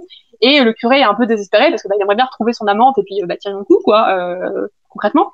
Et la femme met au point un super piège. Elle lui dit, écoute, c'est pas compliqué, tu te déguises en diable. Moi, je vais me disputer avec mon mari. Voilà, comme d'habitude, quand il sera énervé, il va me dire que le diable t'emporte. Là, tu jaillis par la fenêtre, tu viens m'enlever. On se casse, on fait ce qu'on veut ensemble. Et puis après, voilà. Et en fait, là, tu vois, le personnage du curé, par exemple, est très très noir et ça pose pas de problème dans cette pièce de théâtre-là, en fait. Parce que il y a toujours cette excuse de oui mais regardez c'est une farce c'est marrant et puis il y a le jeu sur le langage en fait c'est le jeu sur l'expression évidemment on sait bien que les curés sont pas comme ça et puis voilà mais alors peut-être que cette pièce là aurait pu avoir un retentissement particulier dans un village où tout le monde sait par exemple que le curé n'est pas très recommandable tu vois enfin c'est des pièces qui peuvent prendre des couleurs politiques selon les circonstances euh, et évidemment la ligne à ne pas franchir ça va être quelque chose qui va être très fluctuant et qui va dépendre en fait énormément du contexte. C'est-à-dire que là, tu vois, par exemple, je te parle de cette pièce où le curé, se tape une femme mariée. Ça, c'est un truc qui, au moment de la réforme, par exemple, ne passerait plus du tout. Parce qu'évidemment, tu as déjà tellement de crispation autour de la religion et autour des statuts des ecclésiastiques qu'évidemment, une pièce qui tourne en dérision ce monde-là, en fait, ça passerait pas du tout. Alors qu'avant, quand il n'y a pas de problème, quand il n'y avait pas de problème, quand il n'y a pas de souci, donc 15e siècle, évidemment on sort de la guerre de 100 ans, mais bon, la réforme c'est encore un petit peu loin. Bon bah ça passe, il n'y a pas de problème quoi. Donc c'est vraiment, tu vois, ça dépend en fait du contexte et il faut aussi entendre ce qu'on veut dire quand on dit politique en fait, parce que le terme politique, si tu le prends de façon très restreinte, ça va être du théâtre qui va parler spécifiquement du gouvernement et auquel cas évidemment c'est des sujets qui peuvent être un peu touchy. Si tu prends en revanche le sens très large qui veut dire qui est politique au sens social en fait ce qui touche les affaires de l'université là évidemment ça ouvre en fait un boulevard à beaucoup plus de discours et ça peut être des discours qui sont parfois très virulents oui après encore une fois il y a ce problème de source c'est-à-dire qu'on peut supposer qu'une pièce qui était très virulente peut-être qu'elle est passée dans sa représentation mais qu'on n'en a pas gardé de traces pour éviter d'avoir des preuves incriminantes. Un des exemples qu'on a, c'était par exemple au XVIe siècle, enfin tout début du XVIe siècle, dans les pièces imprimées aux alentours de Paris à cette époque-là, donc dans le recueil Très Prel et le recueil de Florence, plusieurs fois on mentionne une affaire des farceurs du collège du cardinal Lemoine. Donc on sait que c'est une représentation qui apparemment s'est mal passée parce que des élèves ont voulu jouer une farce et cette farce était apparemment tellement problématique que voilà, on en entend encore parler parce que encore après, dans d'autres pièces, on mentionne cette farce qui a posé problème et à chaque fois on dit mais oui regardez nous on fait des farces mais vous voyez c'est pas comme eux voilà nous c'est des vraies farces qui sont marrantes là, eux c'était violent c'était pas bien il fallait pas faire ça et c'est comme ça mentionné dans plusieurs pièces et alors on ne sait pas ce qui s'est passé parce qu'en fait les archives du collège du cardinal Lemoine ont flambé à la Révolution donc évidemment on n'a pas de traces on n'a pas retrouvé la pièce parce que si effectivement c'était une pièce vraiment polémique elle a dû passer aux oubliettes très très vite donc on ne sait pas ce qui s'est passé mais on sait qu'il y a eu cette pièce qui a posé problème. De la même façon, tu as des représentations qui vont poser problème dans certaines circonstances. Par exemple, tu as une pièce de théâtre, alors à nouveau c'est une pièce de théâtre de la Réforme qui s'appelle La Vérité cachée. À la base c'est une pièce genevoise qui met en scène un prêtre catholique qui a emprisonné la vérité dans une boîte sur scène pour pouvoir raconter n'importe quoi sans le contrôle de vérité, donc c'est-à-dire des écritures de la Bible à ses ouailles.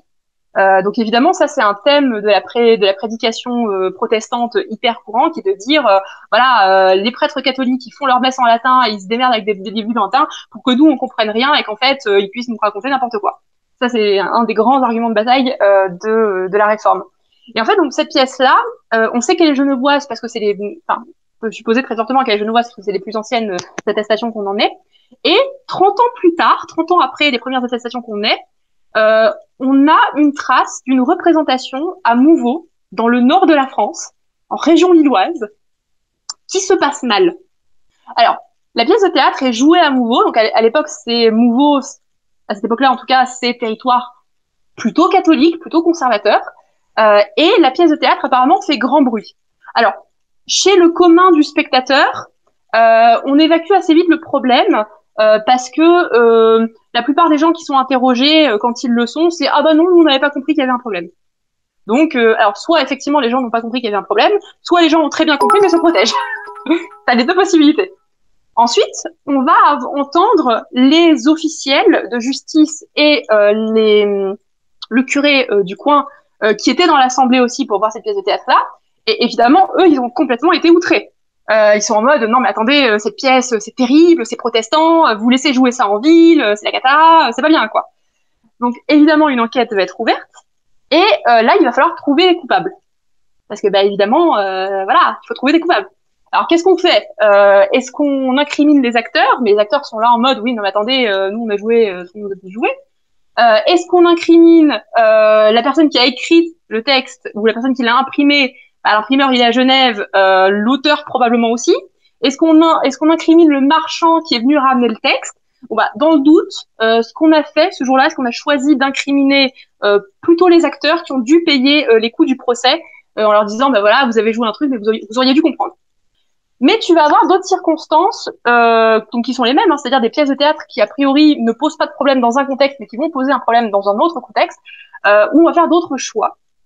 C'est le cas de Dijon. Alors là, on va remonter un petit peu dans le temps, on va quitter l'époque de la Réforme pour aller en 1447, donc juste après la guerre de Cent Ans.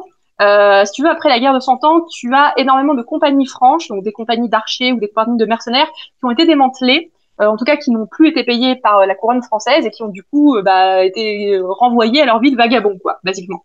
Et tu as une de ces compagnies franches qui s'appelle les Écorcheurs, qui sévit aux abords de la ville de Dijon. Évidemment, ça pose un problème de fou parce que ils rançonnent tous les marchands, plus personne n'ose sortir de la ville. Enfin, c'est la catastrophe, quoi. Il y a des femmes qui crament, des gens qui sont tués et violés. Enfin, voilà, c'est un peu la panique en ville. Et en fait, lorsque arrive en ville un grand personnage, on va jouer une farce qui, on le sait, a déjà été jouée en ville plusieurs fois sans que ça pose jamais le moindre souci. Cette farce, ce qu'on va faire, ce que les acteurs vont faire, c'est qu'ils vont juste remplacer un mot de la farce par estriveur, qui veut dire les écorcheurs et qui renvoie directement à ces compagnies franches. Et là, tout de suite, le fait de changer un seul mot, ça va foutre le feu aux poudres, on va arrêter carrément la représentation, parce que là, on a compris, enfin, en tout cas dans le public, tout le monde a compris que ce que les joueurs de la farce disent, c'est « Hey les gars, vous ne faites rien pour nous aider, on est dans la merde à Dijon, faites un truc ». Parce que là, en fait, c'est voilà, vous ne servez à rien, quoi, basiquement. Vous êtes en place, enfin, le pouvoir est en place, mais il ne sert à rien. Évidemment, ça passe pas, sans grande surprise. Mais tu vois, ça ne passe pas précisément parce que c'est une période de crise, en fait. Là, ce qu'on va faire, du coup, c'est qu'à nouveau, on va mener une enquête, on va essayer de trouver les coupables, qui a changé le mot, est-ce que c'est les acteurs, est-ce que c'est le directeur de troupe, voilà. Et en fait, bon, là, par contre, pas de chance, personne ne se dénonce. Donc, du coup, ce qu'on a fait, c'est qu'on s'est dit, on va faire un exemple, donc on va juste cramer le texte en place publique. Et puis voilà. Donc là, ils s'en sont plutôt bien sortis, ils n'ont pas eu d'amende. Et est-ce que l'histoire dit si du coup ils ont dégagé les écorcheurs ou pas? Alors écoute, oui, la troupe a fini, la compagnie franche a fini quand même par être mise hors d'état de nuire. La pièce, je sais pas si elle a aidé à les mettre hors d'état de nuire, mais en tout cas, je pense qu'elle a mis un bon coup de pied dans la fourmilière à ce moment-là, dans l'espace public en fait. Donc voilà, donc t'as des textes qui peuvent être vraiment violents. Et alors bon, dernier. Mais là, je me sens obligée, tu comprends, en tant qu'universitaire. Il s'est passé un truc à l'université de Caen. Il y a maintenant de cela un certain nombre de siècles. C'est que l'université de Caen, avant d'être attachée au pouvoir français, donc à la suite de la guerre de Cent Ans, justement, donc même période, hein, 15e siècle, l'université de Caen était rattachée à la couronne anglaise et avait un privilège qui était de ne pas payer d'impôts. Évidemment, quand ils ont été rattachés à la couronne française a dit votre privilège là, c'est de la merde, aboulez la thune. Évidemment, ça leur a pas trop fait plaisir, on va pas se mentir. Donc, quand le collecteur d'impôts soutenu par les pouvoirs publics de Caen en place est arrivé, ce qu'on a fait, c'est qu'on a joué une petite pièce de théâtre, alors qui est classée dans les. Alors, elle a la nomenclature farce. Elle est plutôt du côté de la sottise dans sa présentation. Donc, c'est une farce sottise ou une sottise farce. Enfin bref, c'est une pièce de théâtre qui s'appelle la pièce de Patointe. Patointe, ça veut dire pâte graissée, donc corruption. Voilà, déjà tu sens un petit peu l'ambiance. Et en fait, le personnage de Patointe, c'est une allégorie à peine voilée, parce que l'allégorie est quand même très très fine, du collecteur d'impôts qui était assis au premier rang dans l'assemblée en train d'assister à la pièce. Et ben écoute, la pièce a tellement fait succès, parce qu'en plus elle a été jouée notamment par celui qui allait devenir ensuite le directeur, enfin le recteur de l'université. Donc voilà, ça a été joué vraiment par les profs, par les membres du personnel, par les étudiants. Enfin voilà, ça a été joué par le gratin, quoi, si tu veux. Cette pièce donc a tellement bien marché que l'université a conservé son privilège pour une simple bonne raison, c'est que l'argument de la pièce, c'était écoutez les gars, soit on conserve le privilège, soit on se démerde pour retourner la couronne anglaise. Bon, bizarrement, l'argument a fonctionné. Voilà. L'argument a fonctionné. Donc tu vois, ça peut être des pièces en fait qui sont très virulentes et celle-là en fait a été conservée précisément dans les archives de l'université de Caen parce que c'était une victoire. Mais évidemment, si ça n'avait pas fonctionné, je pense qu'on n'aurait jamais entendu parler de cette pièce en fait. On a une question de Patrizio qui nous dit mais comment les pièces de théâtre naissaient?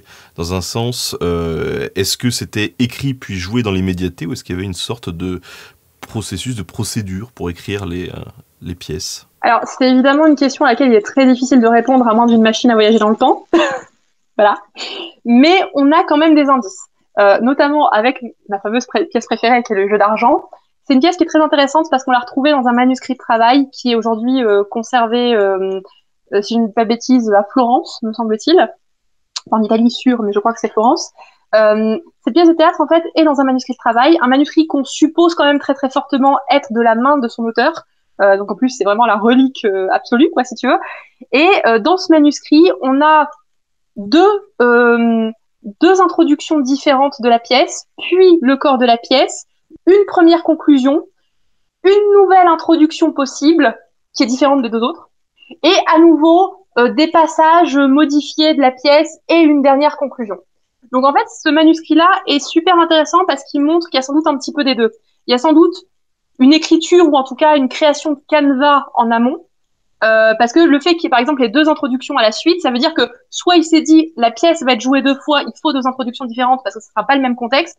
Parce que la première, c'est vraiment le personnage du messager qui arrive, qui est en crier public et qui dit venez assister à cette super pièce de théâtre, je l'amène directement de Rome, rendez-vous compte, c'est génial. Et la deuxième, par contre, est un petit peu plus discrète, c'est plus solennel surtout, c'est gente dame, damoiselle, merci d'être là, vous allez entendre une magnifique pièce de théâtre qui a été jouée jusqu'à Rome. Voilà, donc t'as ce truc où t'as deux ambiances complètement différentes. La première, c'est vraiment tu alpagues le chaland. La deuxième, c'est vraiment beaucoup plus solennel. Donc il a sans doute, alors soit il a copié le manuscrit après une première représentation en se disant attends, faut que j'adapte parce qu'il y a une prochaine représentation, soit au contraire, il n'a pas spécialement, enfin il savait qu'il allait y avoir plusieurs représentations, il s'est dit bon allez, dans le doute, j'en fais deux, on sait pas trop. Et en tout cas, on sait qu'il y a sans doute dû avoir des réécritures ensuite, parce qu'après, bah voilà, si le manuscrit avait été composé après les modifications, en fait, les modifications auraient soit déjà été intégrées dans le texte, soit aurait tout été centralisé au même endroit. Tu vois, par exemple, on aurait eu les trois prologues au même endroit. Là, le fait qu'on en a un carrément après la fin montre qu'il y a eu une réécriture vraiment a posteriori, quoi.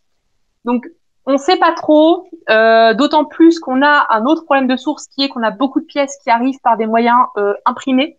En fait, on a conservé beaucoup d'imprimés, très peu de manuscrits. Enfin, très peu. Ça dépend des genres, quoi. Mais pour ce qui est des pièces courtes, en tout cas, on a conservé assez peu de manuscrits, surtout des imprimés. Et donc, évidemment, l'imprimé, bah, c'est déjà passé au-dessus.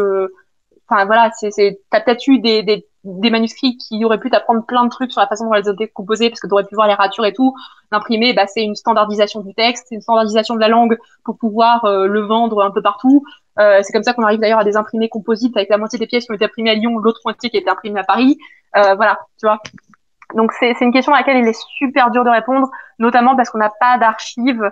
Et ce qui n'aide pas non plus, c'est que le théâtre à cette époque-là, on y reviendra sans doute, mais est vraiment perçu non pas comme une littérature, mais comme une pratique, en fait, une pratique spectaculaire. Le texte, c'est juste un des documents qui va nous permettre d'étudier ou d'organiser un événement. Et en fait, ce qui est vraiment central au Moyen-Âge, c'est l'événement, c'est pas du tout le texte. Ce qui fait qu'évidemment, on sait qu'il y a des textes qui sont écrits sur commande parce qu'on en trouve des traces dans les livres de contes, par exemple.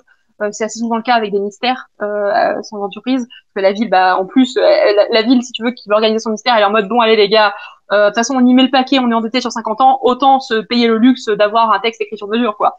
Tu vois, mais voilà, c'est les conditions de création, c'est vraiment un gros flou dans la recherche et je pense malheureusement que ça restera comme ça euh, tant qu'on ne découvre pas de documents exceptionnels, quoi, si tu veux. Alors, quand on a préparé cette émission, moi, ce qui m'a un petit peu au début ce qui a attisé ma curiosité, c'est une formule que tu as employée et qui forcément fait mouche, où tu m'as dit oui mais en fait le théâtre c'était un petit peu le YouTube de l'époque, et là j'ai dit c'est-à-dire, et tu me dis bah oui on peut considérer ça un peu comme un média de masse. Qu'est-ce que tu entends par là? Alors, effectivement, cette expression, elle est très catchy et pour tout te dire, à la base, je l'avais surtout cherché et trouvé pour le bénéfice de mes étudiants pour essayer de leur vendre mon cours d'option sur le théâtre médiéval, de peur qu'ils ne ferment. Mais je fais la même chose sur les titres sur YouTube, donc t'inquiète pas. Mais voilà. Voilà. Non, mais écoute, on rameute des étudiants comme on peut. Blague à part. L'analogie est... alors évidemment disproportionné puisque les moyens médiatiques sont pas du tout les mêmes au Moyen-Âge qu'aujourd'hui, donc l'information circule beaucoup moins vite qu'aujourd'hui et les audiences ne sont pas les mêmes non plus en termes de masse et de taille. Mais le théâtre médiéval, c'est le média audiovisuel déjà de l'époque, puisqu'il n'y a pas de télé, pas de cinéma, voilà, donc c'est le média audiovisuel et c'est surtout un média audiovisuel qui va vraiment toucher toutes les couches de la société pour toutes les occasions. Donc c'est ça qui est assez incroyable parce que par exemple, tu vois, avec le théâtre en latin dont on parlait au début de l'émission, évidemment, tu es limité à un public qui comprend le latin au moins un petit peu. Alors évidemment, tu peux avoir des jeux scéniques qui sont très exagérés, ce qui fait que les gens vont comprendre même sans le texte, parce que par exemple, tu peux regarder un film dans une langue étrangère que tu connais pas du tout, tu vas peut-être comprendre quand même deux, trois trucs juste par le jeu des acteurs, les dispositions, les plans, tout ça. Donc là, c'est un peu la même chose, en fait. Les gens peuvent comprendre des trucs, mais évidemment, avec un théâtre en langue vernaculaire, qui est la langue que les gens parlent, évidemment, ils vont en plus comprendre le texte. Donc, c'est déjà un média qui peut toucher tout le monde à partir du moment où ils parlent la même langue. La francophonie au Moyen-Âge étant en une bonne place d'hégémonie culturelle populaire, au moins, en tout cas, on va dire, puisque en fait, le français a été longtemps une langue parlée dans des cours, par exemple la cour d'Angleterre ou les cours russes tsars jusqu'au XVIIIe siècle. Donc en vrai, c'est quand même une langue qui a eu une importance culturelle. Et en plus, on avait ce truc où les zones francophones étaient des zones très densément peuplées, donc il y avait beaucoup de locuteurs. Donc évidemment, en plus, importance culturelle de fait en raison du nombre de personnes qui parlent, en fait, tout simplement. Donc évidemment, il y a un média de masse théâtral. Alors, je parle beaucoup pour ma chapelle, mais il y a aussi des théâtres en allemand, en néerlandais, en anglais, voilà, hein, ça, attention. Mais c'est vrai que nous, le corpus francophone est le plus important. Et c'est pas juste un effet de conservation. Je pense que c'est aussi un effet, c'est aussi représentatif du nombre de locuteurs en fait, tout simplement. Parce que bah, tu as des zones, voilà, très à l'est qui parlaient français au moins dans les élites cultivées.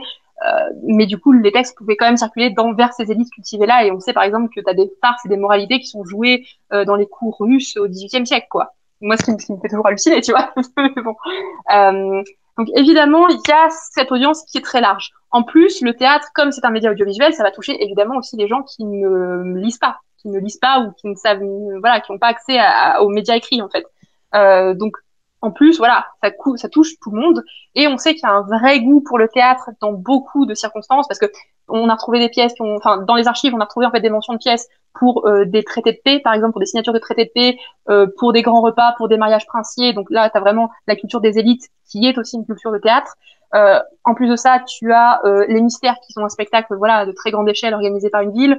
Alors les mystères, j'en ai pas beaucoup parlé assez, mais t'as pas juste le mystère qui est joué à cette occasion-là, mais t'as d'autres petits spectacles en ville. Parfois, t'as même des farces qui sont intégrées dans le mystère, histoire d'alléger un peu la charge mentale, parce que 8 heures de liturgie sur une journée, c'est un peu dur quand même, on va pas se mentir. Donc t'as des petites farces, des petites pauses, voilà. Lors d'une entrée royale, lors d'une entrée princière, bah c'est pareil, on va jouer du spectacle. Tu peux commanditer des troupes pour des occasions privées. Tu peux jouer dans des lieux d'enseignement. Le théâtre en latin, par exemple, est utilisé comme moyen pédagogique pour apprendre aux étudiants à bien écrire, à bien parler le latin. Donc à nouveau, Mathieu Ferrand t'en parlerait beaucoup mieux que moi, mais lui, il a travaillé en fait précisément sur ce théâtre des collèges qui sert d'outil pédagogique, mais pas seulement, aussi d'outils d'enseignement, enfin de la langue, mais aussi de la morale, par exemple. Et c'est des pièces qui sont à la fois écrites par les professeurs, mais aussi par les étudiants, qui sont jouées par les étudiants pour leur apprendre, par exemple, à bien s'exprimer en latin en public, par exemple pour les futurs avocats ou les futurs curés, les futurs clercs, voilà. Donc t'as vraiment ce truc où le théâtre, tu peux l'utiliser dans plein de circonstances, pour plein d'occasions, pour des occasions pédagogiques, morales, religieuses, culturelles, civiques. Enfin voilà, c'est vraiment ce truc, ce média audiovisuel qui va irriguer dans toute la culture. Alors évidemment, plutôt la culture urbaine, parce que bah, tout simplement, c'est là où il y a le plus de monde. Puis c'est là aussi où tu as le plus de professionnels de la parole. Donc en l'occurrence, soit vraiment des gens dont c'est le métier, qui sont vraiment des acteurs professionnels à plein temps, parfois attachés à des cours. Tu as Michaud Taïwan, par exemple, qui est à la fois auteur, dramaturge, et qui a même servi à plusieurs occasions de négociateur pour la cour de Bourgogne, pour les duchés de Bourgogne. Donc voilà, être acteur ou être jongleur, voilà, attaché à une cour, ça veut dire aussi être un diplomate, parce qu'en fait, on reconnaît que ces personnes-là sont capables de s'exprimer convenablement en toutes circonstances et donc d'être à même d'aider à la négociation, par exemple, de traités de paix. Donc voilà, par exemple, Michaud Taïwan, la paix d'Arras, typiquement, c'est ça. Tu vas avoir des acteurs qui ensuite vont être professionnels en troupe. Alors ça, on en a des traces beaucoup plus sporadiques en fait, parce que le tournant 14e, 16e, c'est une période où beaucoup des contrats sont encore des contrats oraux, tacites, donc ils sont pas forcément mis par écrit. Donc évidemment, on n'a pas beaucoup de contrats de fondation de troupes, par exemple, mais on sait que certaines troupes existent. On a des mentions de ces troupes-là, donc on sait qu'elles sont au moins présentes plusieurs années de suite, et donc c'est une troupe qui est quand même bien installée. C'est pas juste une assemblée de circonstances. Tu peux avoir aussi, cela dit, des assemblées de circonstances, par exemple des acteurs qui sont spécialisés dans un rôle. On a besoin d'un mec qui joue ce rôle, bah on va engager le pro qui joue ce rôle-là dans toutes les pièces de la ville, quoi, tu vois. Donc tu vas avoir comme ça plein de profils différents d'acteurs. Et du coup, évidemment, plein d'occasions de jouer, puisque tu peux avoir soit des acteurs professionnels, soit des gens, par exemple, qui sont en formation, des étudiants. Tu peux avoir également des gens qui n'ont jamais joué de leur vie et qui vont juste jouer une fois pour un mystère, qui sont complètement amateurs, ou qui sont amateurs mais qui aiment bien et qui jouent plusieurs fois. Enfin, voilà, ou ça peut être, par exemple, la famille qui a acheté à prix d'or une petite farce pour pouvoir jouer au mariage de leur fille. Enfin, voilà, tu vois, t'as plein d'occasions de jeu, t'as plein de discours possibles avec ce média-là. Et donc, évidemment, bah, moi, c'est pour ça que je le qualifie de média de masse, parce qu'en fait, dans toutes les archives que tu dépouilles, t'as des mentions de spectacle, quoi. Donc c'est vraiment un phénomène assez dingue au Moyen-Âge. Et en fait, là, tu vois, par exemple, on parlait des 500 pièces environ en français qu'on a retrouvées. Alors, ça dépend des estimations de chercheurs, mais on estime qu'on en a retrouvé entre 5 et 15%, selon qu'on soit très optimiste ou très pessimiste, tu vois. Donc voilà, c'est vraiment un phénomène, c'est vraiment une culture dramatique très très importante. Du coup, effectivement, on le voit, il y a une pluralité des occasions pour jouer en fait et représenter des choses. On cible du coup aussi tous les publics. Moi, il y a une question que je me pose. Alors, je sais que c'est pas ta spécialité, mais vraiment précisément sur les mystères. Si ça dure plusieurs jours, on peut imaginer que le quidam moyen peut peut-être pas arrêter de bosser pendant 6 jours, si, ou alors c'est considéré comme justement une fête ou un événement tellement important que Oui, tout le monde s'arrête. La ville s'arrête pendant 4-5 jours. Hein. Enfin, c'est pas s'arrête parce qu'en fait, par exemple, les commerces et l'hôtellerie fonctionnent très très bien, tu vois, même à plein régime. Mais oui, non, c'est vraiment des occasions assez folles, les mystères. Pour le coup, c'est vraiment un truc, je pense, dont on peine à prendre la mesure aujourd'hui parce qu'on n'a plus ce genre de spectacle urbain complètement taré qui monopolise toute une ville pendant plusieurs journées, quoi. Les mystères, c'est vraiment quelque chose d'assez incroyable. Alors après, effectivement, comme je disais, les spectacles, c'est quand même plutôt urbain, dans le sens où c'est dans les villes où tu vas avoir plus de richesse, plus de confort de vie, en tout cas au Moyen-Âge, même si Paris, c'est très discutable d'un point de vue sanitaire au Moyen-Âge, par exemple, mais les villes de façon générale, mais t'as quand même plus de chances d'avoir du temps libre suffisant pour assister à un spectacle au Moyen-Âge, si tu veux, quand tu habites en ville plutôt que quand tu habites à la campagne. Ne serait-ce aussi parce que les acteurs doivent bien vivre et que bah, ils ont plus de chances de gagner de l'argent en ville plutôt qu'à la campagne, avec un métier pareil, je veux dire. Donc, ce qui ne veut pas dire qu'il n'y a pas d'occasion spectaculaire à la campagne, c'est juste que on se rend compte en fait en dépouillant les archives et en dépouillant les pièces de théâtre qui sont à notre disposition, en les imprimer dans les manuscrits, que les références sont quand même plutôt urbaines, à l'exception par exemple des bergeries où vraiment là on est dans le cadre pastoral, voilà, mais sinon la plupart des pièces mentionnent quand même un cadre plutôt urbain, donc on peut supposer que c'est plutôt un média de masse urbain en fait.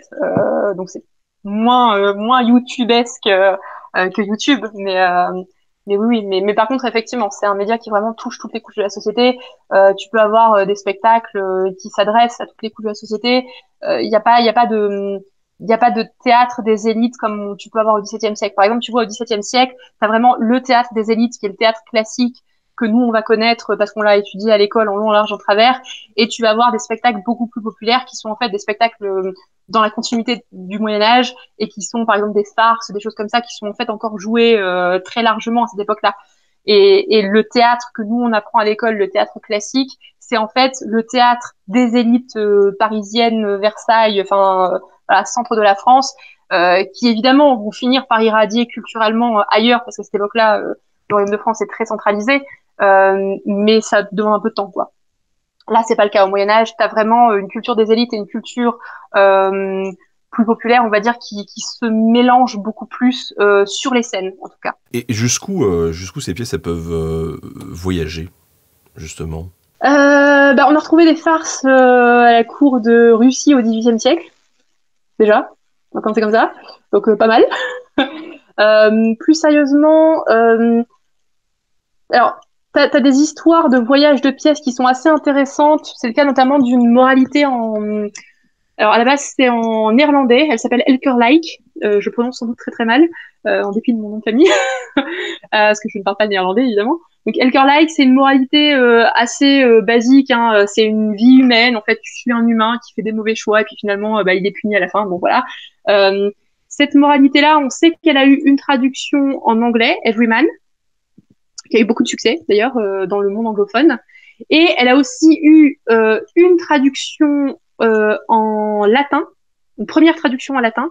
Et ensuite, à partir de cette première traduction en latin-là, il y a eu deux autres traductions en latin, une catholique, une protestante, parce que le texte est arrivé au moment de la Réforme. Donc c'était un texte qui, à la base, était plutôt au début 15e. Et en fait, les dernières traductions, adaptations, sont des adaptations partisanes, catholiques ou protestantes, donc plutôt du 16e siècle, du coup.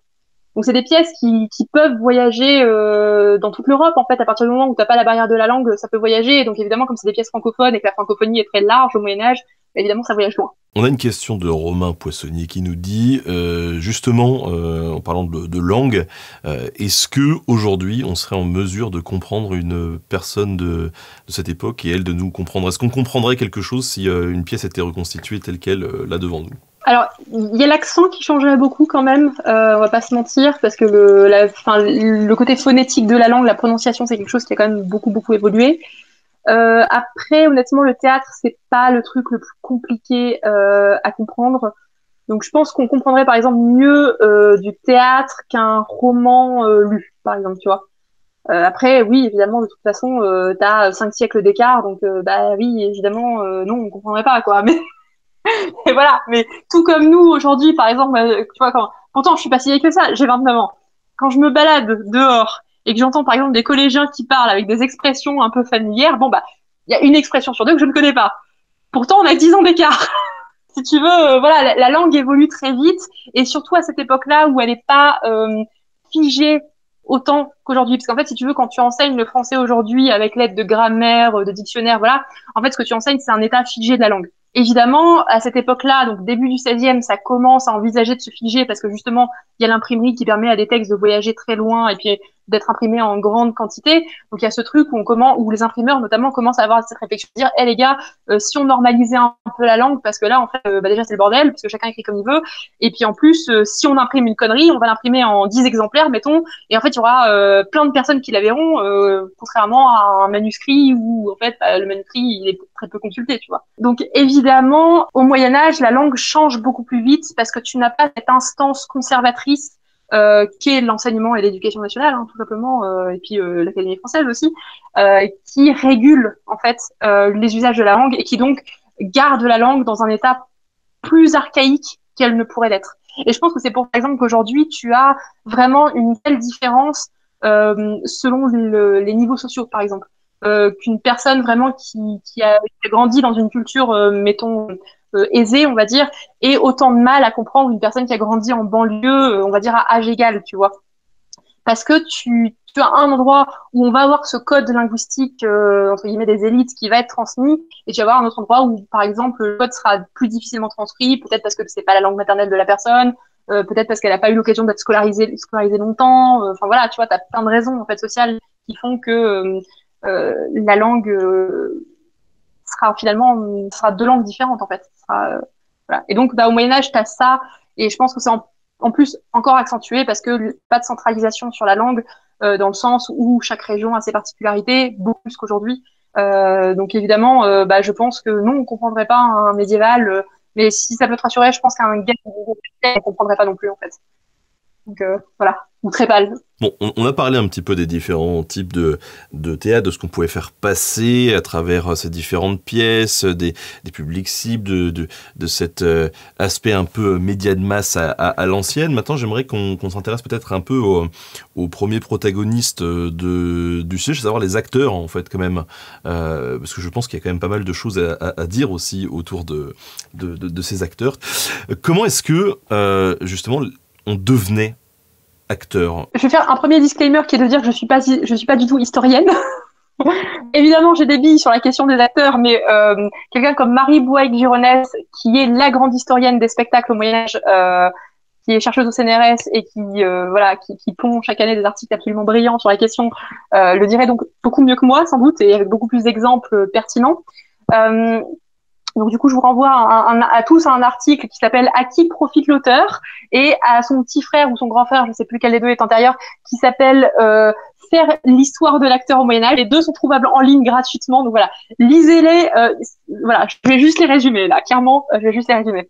Alors, on n'a pas beaucoup de documentation sur les acteurs parce que toujours problème de source, pas suffisamment de contrats en fait. On sait qu'il y a des zones de professionnalisation. Par exemple, les acteurs de farce sont assez souvent spécialisés sur la farce. Donc on sait qu'il y a des domaines de spécialisation. Pareil pour les personnages de fous. On sait que dans beaucoup de moralités où il y a des fous qui apparaissent, on a la mention, par exemple, ou dans les mystères, d'un acteur spécialisé dans les rôles de fous qui est commissionné spécialement pour l'occasion et qui en plus est plutôt grassement payé. Donc ça doit être quelque chose qui était quand même très dur, qui était considéré comme très dur à jouer. Et effectivement, jouer la folie pendant 15 minutes, je pense que ça doit être assez dur de le faire bien. Donc on sait qu'il y a des domaines de professionnalisation, donc là on peut supposer assez raisonnablement que c'est des gens qui se sont formés sur le tas, peut-être au sein de compagnies, de confréries, et qui ont eu ce parcours-là. On sait également qu'il y a un certain nombre de personnes et d'acteurs dont l'activité de comédien n'est pas la seule activité professionnelle. C'est-à-dire qu'on a par exemple des gens qui sont tanneurs et joueurs de farce, par exemple. Bon, ça, généralement, c'est noté dans les contrats, les quelques contrats qu'on a. On a un tel qui est chaudronnier et joueur de farce, par exemple. Donc dans ce cas-là, on sait que le théâtre est un revenu soit complémentaire, soit principal, mais finalement on est sur de l'intermittent du spectacle actuel, quoi. C'est qui fait d'autres petits boulots pour joindre les deux bouts, quoi, tu vois. Ça existait déjà au Moyen Âge.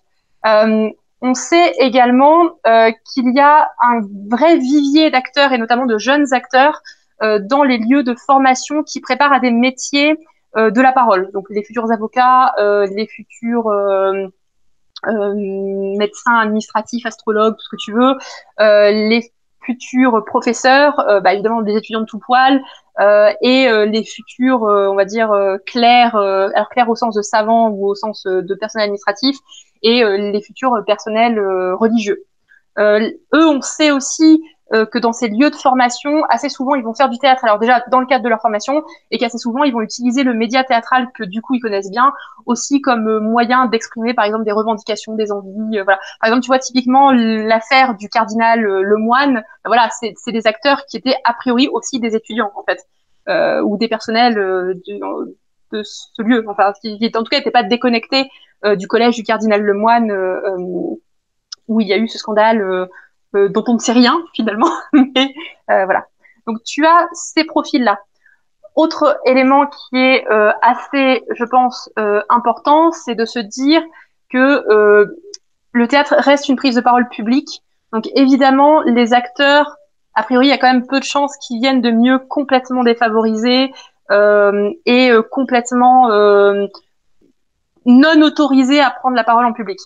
Donc on peut supposer assez raisonnablement que c'est des gens qui ont les moyens de se payer des études, qui déjà ont les moyens probablement au moins un petit peu de savoir lire, pas forcément écrire, mais au moins savoir lire, et que c'est aussi sans doute des personnes qui ont un statut un peu particulier dans la communauté. Parce qu'évidemment, il y a des troupes qui voyagent, mais il y a aussi des troupes qui vont être attachées à un lieu, à une ville. Par exemple, on parlait pour le XIIIe siècle de toutes ces pièces de théâtre autour d'Arras. En fait, toutes ces pièces de théâtre ont été trouvées dans un manuscrit, qui est le manuscrit de la confrérie des jongleurs et bourgeois d'Arras, qui est en fait la grande association culturelle à Arras à cette époque-là. Et en fait, c'est une confrérie qui rassemble à la fois les bourgeois et les personnels de spectacle, en fait. Donc il y a quand même ce statut-là. On a des personnes qui sont à la cour, donc pareil, a priori, ils viennent pas d'un milieu social trop bas, en fait. Et après, évidemment, tu as tous les acteurs, voilà, un peu novices, qui viennent juste pour l'occasionnel spectacle, les amateurs, tout ça. Là où effectivement, on peut assez raisonnablement supposer que la population doit être un petit peu plus variée, sans doute. Mais voilà. Il y a ce milieu social à nouveau assez urbain et finalement assez cultivé avec des guillemets parce que c'est pas forcément des milieux sociaux très très hauts, pas forcément très très riches, disons, parce que tu peux avoir par exemple le bas clergé qui a pas une thune, mais en fait ils ont juste cette chance de savoir au moins lire un peu, quoi. Tu vois, pas forcément écrire très bien, mais au moins lire, tu vois. Donc c'est quand même le théâtre est quand même voilà un média de personnes qui est autorisé à prendre la parole en public, donc une certaine élite au moins culturelle. Toutefois, il faut pas écarter non plus les confréries religieuses. Alors c'est vrai qu'on n'en parle pas beaucoup parce qu'en fait en France, enfin dans le Royaume de France et attenant, on a eu assez vite la Sorbonne qui a fait le ménage en confisquant tous les ouvrages des couvents féminins. Donc évidemment, il y a eu une razzia sur les couvents féminins, tous les ouvrages confisqués, et du coup, on a tendance à se dire bon voilà, dans le Royaume de France, oui, t'as du théâtre dans les couvents, enfin dans les confréries masculines, mais finalement, t'as pas de théâtre des couvents. Or, ce qu'on voit à l'échelle européenne, dans le monde germanophone, mais également, par exemple, dans les Pays-Bas bourguignons, donc voilà toute la zone nord, Liège, Belgique actuelle, tout ça, tu as en fait du théâtre de femmes dans les couvents. Alors, c'est pas forcément elles qui ont écrit les pièces, hein, ça peut être des pièces qu'elles ont récupérées à droite à gauche, mais on a ce manuscrit très précieux qui est actuellement au musée Condé à Chantilly, voilà, pour ceux qui sont curieux, qui seraient curieux de le voir. Alors, il n'est pas numérisé malheureusement, mais c'est un manuscrit qui, moi, je trouve très émouvant. Donc, c'est un manuscrit qui est tout en longueur. Je t'enverrai des photos si tu veux documenter ça. C'est un manuscrit qui est tout en longueur et en fait sur lequel il y a deux graphies. T'as la première partie qui est un extrait de mystère d'Abraham qui a été écrit par l'ancienne mère abbesse, donc c'est des très grosses lettres parce que tu sens que elle voit plus grand chose, la pauvre. Et en fait, les trois pièces suivantes ont été écrites par sa successrice, qui est la sœur Catherine Bourlet. Donc on a son nom en plus, et qui sont écrites, je pense, dans la gothique la mieux formée que j'ai vue de ma vie. Voilà, les lettres font 5 mm de haut, c'est d'une régularité folle, t'as l'impression que le texte est imprimé, en fait non, c'est manuscrit. Et en fait, on sait, par les archives de ce couvent, qu'elle a eu notamment, enfin pas uniquement grâce à ça, mais aussi grâce à sa capacité à écrire très très lisiblement et très très bien, elle a eu son job de mère abbesse en fait. Voilà. Et donc là, dans ce cas-là, tu vois, t'as un théâtre féminin de couvent qui est très moral, très religieux, voilà, tout ce que tu veux. Évidemment, c'est un couvent, je veux dire. Mais tu vois, voilà, t'as ce théâtre-là. Alors pour les troupes hors des couvents, évidemment, il y a aussi des femmes. À nouveau, c'est moins bien documenté parce qu'en fait, il y a cette habitude médiévale un peu triste pour les chercheuses que nous sommes, qui est que lorsqu'on fait un contrat pour une femme, en fait, le contrat est mis au nom du mari. Donc évidemment, du coup, c'est beaucoup plus dur à documenter de savoir exactement à quel moment le contrat est en fait pour la femme ou est-ce que c'est vraiment le mari qui était sur scène, quoi. Mais voilà, on sait que c'est possible dans les mystères, par exemple, typiquement quand tu dois faire de la figuration sur des personnages féminins, tu mets une femme sur scène, quoi. Enfin, je veux dire, t'as des femmes en ville, tu les mets sur scène, voilà.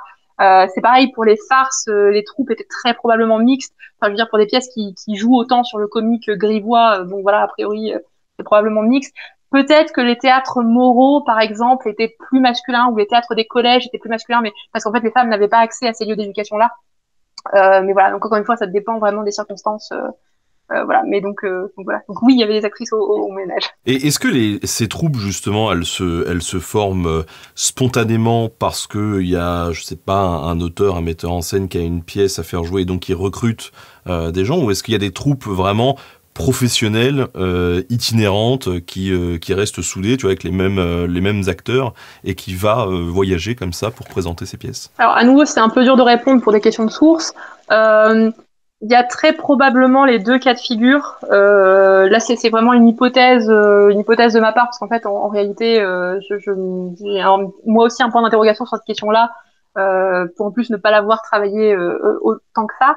Il y a sans doute plein de cas de figure différents. En fait, tu peux avoir des troupes professionnelles qui restent soudées plusieurs années de suite. Tu peux avoir des troupes professionnelles, par exemple, qui s'assemblent pour jouer un spectacle en particulier, qui ensuite se désassemblent. Tu peux avoir des troupes pro qui vont s'assembler autour d'un mec qui rédige les textes. Tu peux avoir des troupes aussi qui vont s'assembler ensemble et qui vont rédiger peut-être ensemble les textes. Voilà, parce que encore une fois, en fait, beaucoup de textes sont anonymes. T'en as certains qui sont signés, mais en fait, généralement, les textes qui sont signés, c'est des textes qui ont une grande autorité, donc les mystères, parce que c'est prestigieux d'écrire un mystère. Évidemment, écrire une petite pièce polémique, c'est beaucoup moins prestigieux d'un coup, et peut-être que c'est mieux de pas me mettre son nom, tu vois. Euh, donc, évidemment, du coup, ça va dépendre beaucoup des circonstances et beaucoup des textes aussi qui sont présentés. Une troupe, par exemple, qui s'assemblerait pour un mystère, ça aurait pas de sens, parce qu'un mystère, toi, tu t'en joues un une fois tous les 50 ans, donc évidemment, tu peux pas faire tomber sur une occasion tous les 50 ans, quoi, tu vois. Et dans ce cas-là, bah voilà, ça c'est pas vraiment une troupe, ce sera la ville qui sera fédérée par des gens de métier, mais ce sera pas une troupe parce que c'est énorme. Enfin, je veux dire, des fois, t'as des centaines de figurations, quoi. Donc voilà. Donc je pense que tu dois avoir un peu de tous les cas de figure, mais à nouveau, je parle avec beaucoup de prudence parce que je suis pas spécialiste de la question, tout simplement. Oui, après, on peut imaginer, même s'il y a 500 ans d'écart, que, enfin, aujourd'hui, le théâtre, ça s'organise de manière très plurielle aussi, quoi. Oui, Donc, voilà. Tout à fait. effectivement, à l'époque, il pouvait avoir plusieurs approches et plusieurs moyens de faire fonctionner les différentes troupes et les différentes pièces. Euh, parlons thunes.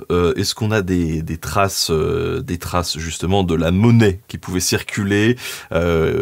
Comment étaient rémunérés les acteurs? Est-ce que ça pouvait pas engendrer certains biais? On disait tout à l'heure, on parlait de pièces de propagande. Est-ce qu'il y avait peut-être traces de certains auteurs qui étaient des véritables mercenaires, acteurs, ou d'autres qui, au contraire, ne voulaient pas se laisser dicter par la monnaie, j'en sais rien.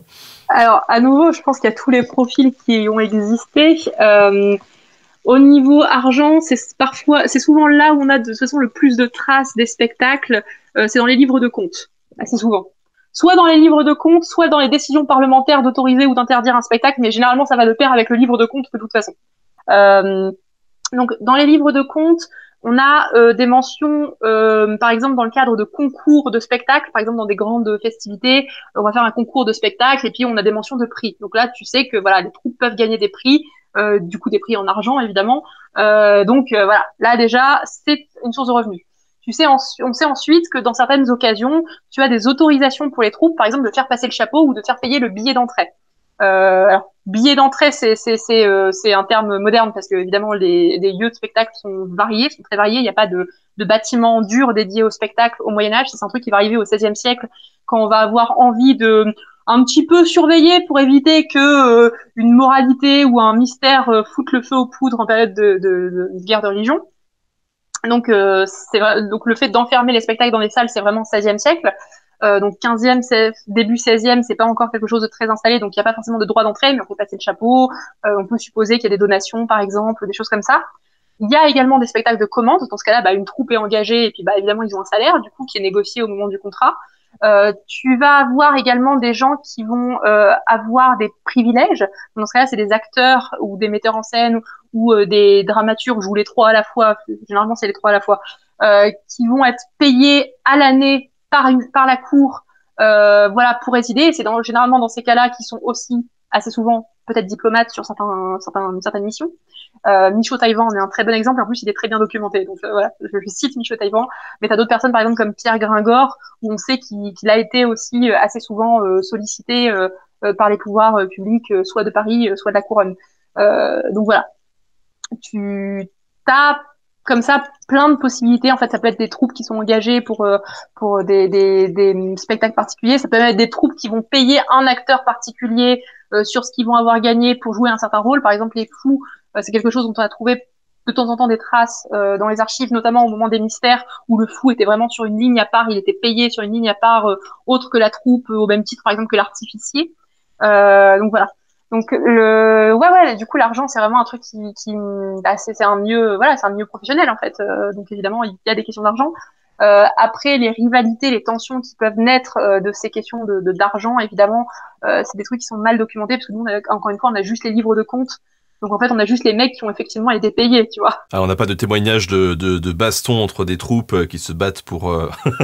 Si, enfin, pas de baston entre les troupes, mais on a des témoignages, par exemple, de gens qui ont contesté le premier prix à des concours de poésie ou à des concours de théâtre. Donc tu vois, voilà, c'est des choses qui ont dû arriver, mais c'est logique, tu vois. On a une question de Zuko qui nous demande est-ce qu'on pouvait faire des études juridiques et théâtrales à la même école? Oui, tout à fait. Parce qu'en fait, le théâtre était utilisé comme moyen pédagogique pour apprendre à parler en public. Donc, du coup, techniquement, oui. En plus, que dans le cadre des études juridiques, évidemment, on va apprendre le latin, donc on va apprendre aussi le théâtre antique, du coup, comme moyen d'expression. Après, il faut bien garder en tête que le théâtre, c'est vraiment perçu comme une pratique et pas du tout comme une science ou un savoir. Donc, ça va pas être enseigné à l'école ou en tout cas sur les bancs de ces grands collèges prestigieux, de ces grands barreaux, de ces grandes basoches prestigieuses. Ça va être vraiment plutôt une sorte de savoir-faire qui va être transmis. Alors ça peut être par l'enseignement, par exemple dans le cadre d'un exercice pour apprendre à parler en public, tu vois par exemple, ou dans des exercices de mémorisation, des choses comme ça. Mais ça va être plutôt un savoir-faire qui va se construire, je pense, collectivement.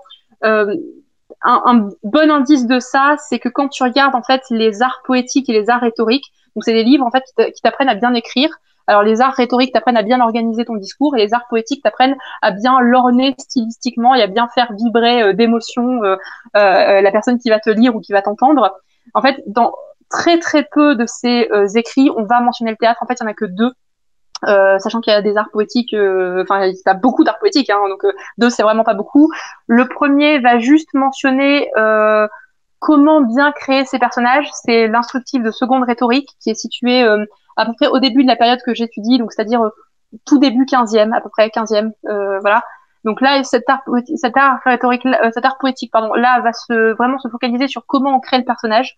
Donc selon le genre qu'on veut jouer, ben, on va faire tel type de personnage. En gros, pour résumer, parce que en vrai ça se résume en deux lignes, c'est attention à l'éthos de votre personnage, c'est-à-dire que si votre personnage est censé être un grand roi, ben, il faut qu'il se comporte comme un grand roi. Si c'est un mendiant, il doit se comporter comme un mendiant. Bref, soyez cohérent avec votre perso. Voilà. Je viens de vous résumer 300 vers d'art poétique. Le deuxième art poétique, c'est un art poétique du XVIe siècle, celui de Thomas Sébillet. Donc c'est l'art poétique François, dans lequel il y a un chapitre qui est consacré au théâtre. Et à nouveau, en fait, il n'est pas consacré à tout le théâtre en général. Il va être consacré à certains genres qui sont en fait les genres sans doute les plus prisés à cette époque-là. Donc il y a les bergeries pour parler des histoires de princes. On mentionne très très vite les mystères et théâtres d'antiquité, mais on passe vraiment très vite dessus. Et on mentionne ensuite un peu la farce et déjà son évolution en comédie. Donc en fait, on compare la farce avec la comédie latine ou d'inspiration latine, en tout cas à cette époque-là.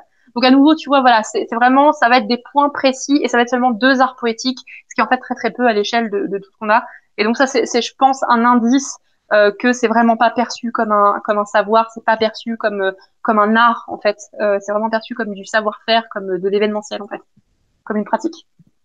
J'aurais bien aimé, avec toi, qu'on aborde la dernière partie de cette émission, à savoir le déclin du théâtre médiéval. Si ce théâtre, il a l'air si riche, tu nous le disais tout à l'heure, qu'on a quand même 500 textes qui représentent entre 5 et 15%, c'est ça Oui, ça dépend des chercheurs, ça dépend des estimations. C'est le plus gros corpus de médiéval, non, le théâtre? Alors c'est ça, c'est-à-dire le corpus, enfin c'est pas le plus gros corpus médiéval dans le sens où c'est pas le plus grand, c'est pas le corpus qui a le plus grand nombre de manuscrits ou d'imprimés. Par exemple, tu vas avoir des romans, genre le roman de la Rose, qui est le grand best-seller du XIIIe siècle. Il a infiniment plus d'imprimés ou de manuscrits que l'intégralité du corpus théâtral, en fait, si tu veux. Donc, c'est pas la plus grosse production en termes de livres, d'objets, en fait, mais effectivement, c'est vrai que en termes de nombre de textes différents, c'est un corpus qui est très vaste. Et en fait, en vrai, c'est assez enthousiasmant de travailler dessus, parce que contrairement aux amis qui travaillent sur des corpus où tu vas avoir 50 manuscrits différents pour le même texte et il va falloir traquer toutes les variantes. Nous, on n'a pas le problème. On a généralement qu'un seul exemplaire du texte. Donc, on n'a pas de problème de variante quand on fait les établissements de texte. Donc, voilà. Je nargue beaucoup les collègues pour ça. Je sais pas s'ils apprécient beaucoup, mais voilà. Mais c'est vrai que nous, on a cette facilité de travail-là qui est que, de toute façon, le texte, on l'a dans un imprimé. Donc, si on a perdu l'imprimé, ce qui est arrivé, déjà, parfois, et ben, on a perdu le texte. J'ai eu en fait le souci, c'était quand j'étais en master, je travaillais à des transcriptions de textes pour ma directrice de recherche. dans le cadre d'un stage. Et en fait, on a découvert à la Bibliothèque nationale qu'il y avait 2 textes qu'on n'avait plus. Donc, on pouvait pas travailler dessus. Donc, on a travaillé dessus à partir des facsimilés, parce qu'heureusement, il y avait des facsimilés qui avaient été faits, alors je sais plus si c'est fin 19e ou début 20e, mais dans ces eaux-là. Mais en fait, on a basiquement perdu l'ouvrage. En fait, en fait, l'ouvrage a été perdu juste avant que la Bibliothèque nationale ne rachète le corpus. Donc en fait, ils ont racheté le corpus, mais le texte s'est envolé entre-temps, quoi. C'est ballot. C'est ballot. Mais en fait, et comme c'est le seul exemplaire, en fait, basiquement, s'il n'y avait pas eu le facsimilé, en fait, on avait perdu un texte, quoi. Vraiment. Donc évidemment, c'est un peu flippant. Donc du coup, pour revenir à ta question sur le déclin, parce que là, je pars en live, je le sens bien, mais pour revenir sur ta question sur le déclin, alors, tout commence, j'ai envie de te dire, avec les troubles de la Réforme, et qui évidemment fait un gros trouble social. En fait, c'est une guerre civile, hein, tout bêtement. Les guerres de religion, c'est des guerres civiles, donc c'est des guerres qui vont déchirer les familles, qui vont déchirer les nations, qui vont déchirer les villes, qui vont déchirer tout le monde. Bon, c'est des guerres confessionnelles, mais c'est aussi des guerres politiques, puisqu'en fait, en réalité, avec 2 visions de la religion, t'as plusieurs visions en fait de la gouvernance et du gouvernement qui vont s'affronter. Donc c'est pas uniquement des guerres religieuses, c'est aussi des guerres politiques en fait, notamment sur des questions d'influence, par exemple de la papauté, mais aussi des modes de gouvernement, enfin voilà. Et en fait, si tu veux, évidemment, ça va rendre tout de suite l'espace public complètement miné. C'est-à-dire que dès que tu as un risque de débordement, il va falloir faire super gaffe. Et les parlements qui sont chargés d'autoriser les spectacles qui peuvent être joués ou non vont commencer à marcher un petit peu sur des œufs en disant bon les gars, tout ce qui est religieux déjà moyen, hein, voilà. Et puis tout ce qui est moral, comme c'est très marqué par la Bible, moyen aussi. Donc en fait, qu'est-ce qui nous reste comme spectacle safe? Bon, les farces, ça va, c'est safe. Par contre, le roi et se moquer du roi, se moquer du clergé, vous oubliez. Hein, surtout qu'il y a eu 2 régicides, Henri III, Henri IV. Donc se moquer du roi, on oublie vraiment. C'est vraiment miné. Évidemment, les sujets religieux, on va dire bon les gars, voilà, essayez de trouver d'autres moyens d'expression quand même, c'est mieux, tu vois. Donc on va vraiment avoir pendant tout le XVIe siècle des mutations en fait successives sur le théâtre. Par exemple, les moralités, donc qui est ce théâtre allégorique, il va exploser au début du XVIe siècle en mode vraiment il va y avoir beaucoup de textes. Et puis on va se rendre compte qu'en fait c'est dangereux ces textes-là. Parce que les allégories, tu changes 2 lignes dans le dialogue et tout d'un coup, ça devient une pièce protestante alors que c'était une pièce catholique à la base. Donc évidemment, les parlements vont commencer à de moins en moins autoriser ce type de texte. De la même façon, les mystères, on va commencer à dire bon les gars, la Saint-Barthélemy est pas loin, le grand mystère à Paris, là, on le sent moyen. Donc par exemple, ça c'est la date qui est souvent donnée de entre guillemets la fin du théâtre médiéval. Alors c'est des gros guillemets qu'il faut relativiser. C'est en 1548, le Parlement interdit alors j'oublie toujours la confrérie. Voilà, à la confrérie de la Passion de jouer son mystère de la Passion habituelle. Et alors on dit toujours c'est la fin du théâtre médiéval. Alors non, c'est juste la fin des mystères pour cette confrérie dans Paris intramuros. Donc voilà.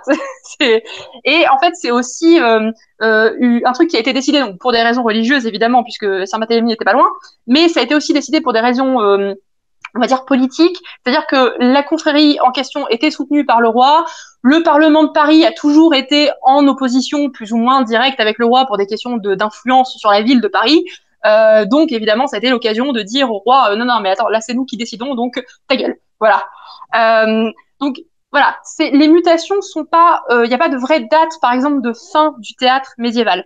Par contre, ce qui est vrai, c'est que c'est une période où il y a beaucoup de mutations et où il y a aussi beaucoup de crispations sur des sujets, alors la religion et le roi. Et donc, évidemment, quand on va vouloir éviter au royaume de partir complètement en live, d'être complètement déchiqueté, d'être complètement explosé, ce qu'on va faire, c'est qu'on va se raidir, en fait, on va raidir l'espace public sur un certain nombre de types de représentations, donc par exemple le théâtre religieux ou d'inspiration religieuse, et également sur certains motifs, c'est-à-dire se moquer du roi ou se moquer de la religion, par exemple. Et ce qui fait qu'on va arriver à ce théâtre du XVIIe siècle, alors pour le théâtre des élites, hein, qui s'inspire en fait beaucoup de l'Antiquité, mais parce que l'Antiquité c'est safe en fait.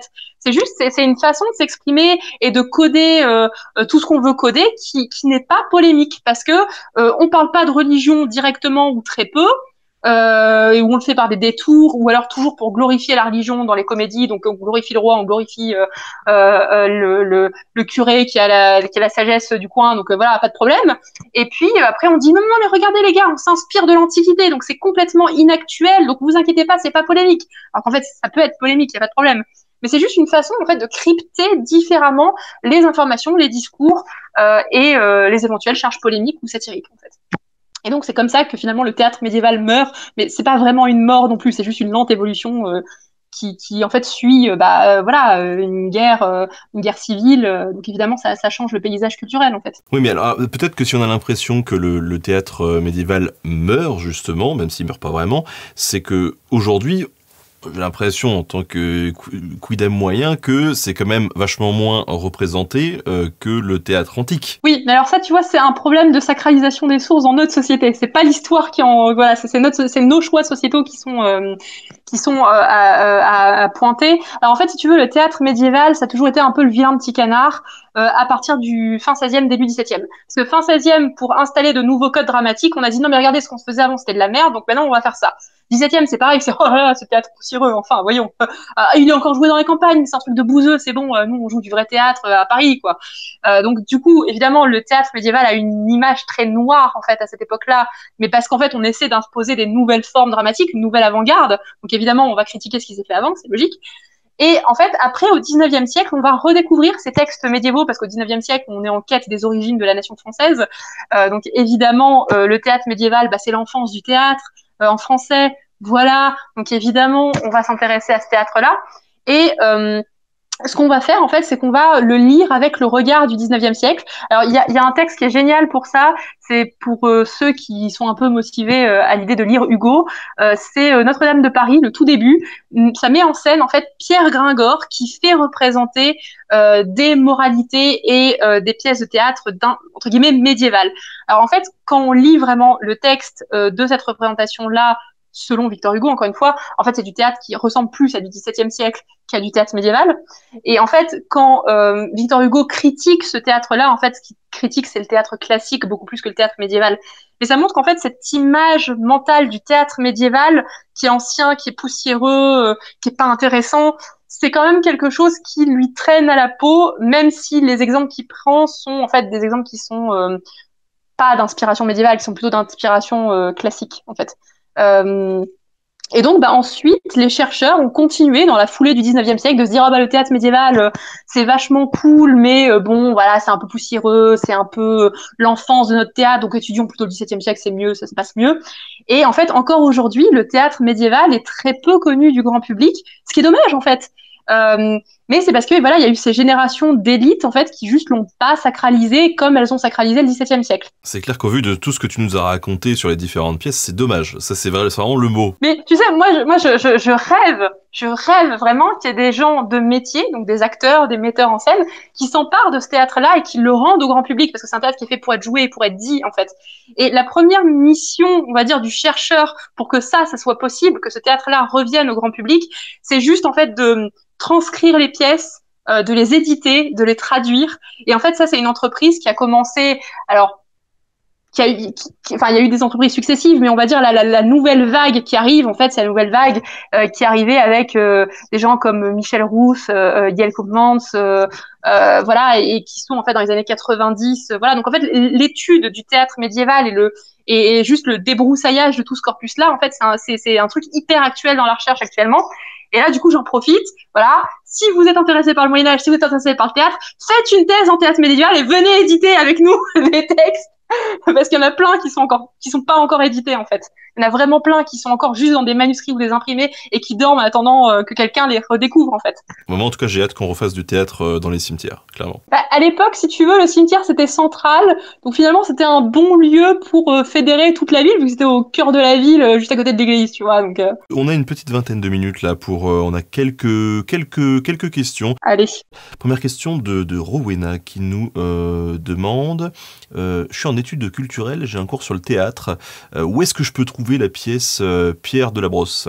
Alors, Pierre de la Brosse est édité, évidemment, il est planqué dans la bibliothèque, il est édité dans le recueil général de moralité et d'expression française, co-dirigé par Estelle Doudet,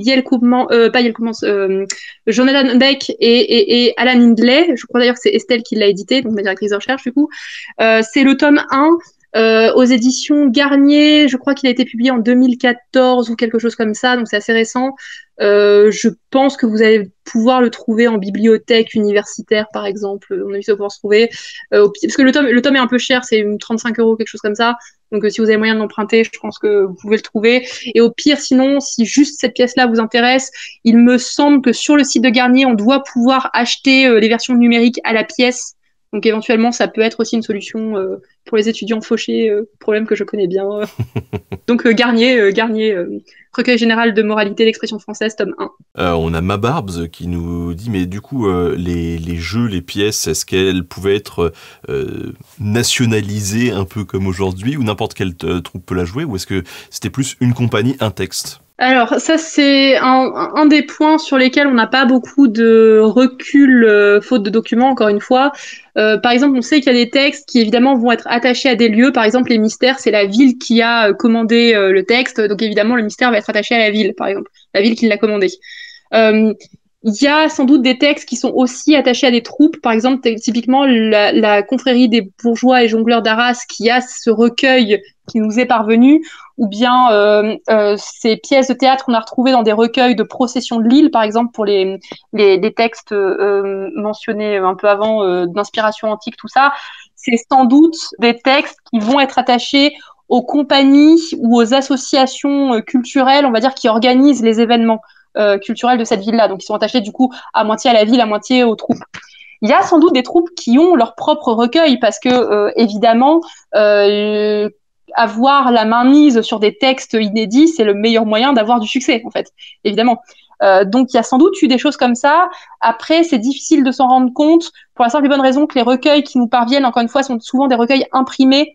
Donc, ça veut dire qu'il y a des gens qui ont récupéré des textes, soit en les prenant en dictée, soit en allant acheter des textes qui ont été revendus par des troupes ou par des particuliers pour pouvoir les imprimer et les mettre en recueil. Donc, en réalité, c'est des textes qui sans doute viennent d'origines très diverses et qui ont été mis en recueil parce que l'imprimeur, il est tombé sur un petit vivier de textes ou peut-être qu'il l'a collecté en allant démarcher toutes les troupes du coin en disant vous n'avez pas des textes à me vendre, je paye bien, pour pouvoir faire lui-même son recueil qu'il a ensuite vendu en recueil imprimé. Voilà. Donc évidemment, c'est pas évident en fait de répondre à cette question-là. Je pense que je pourrais pas donner une meilleure réponse que ça.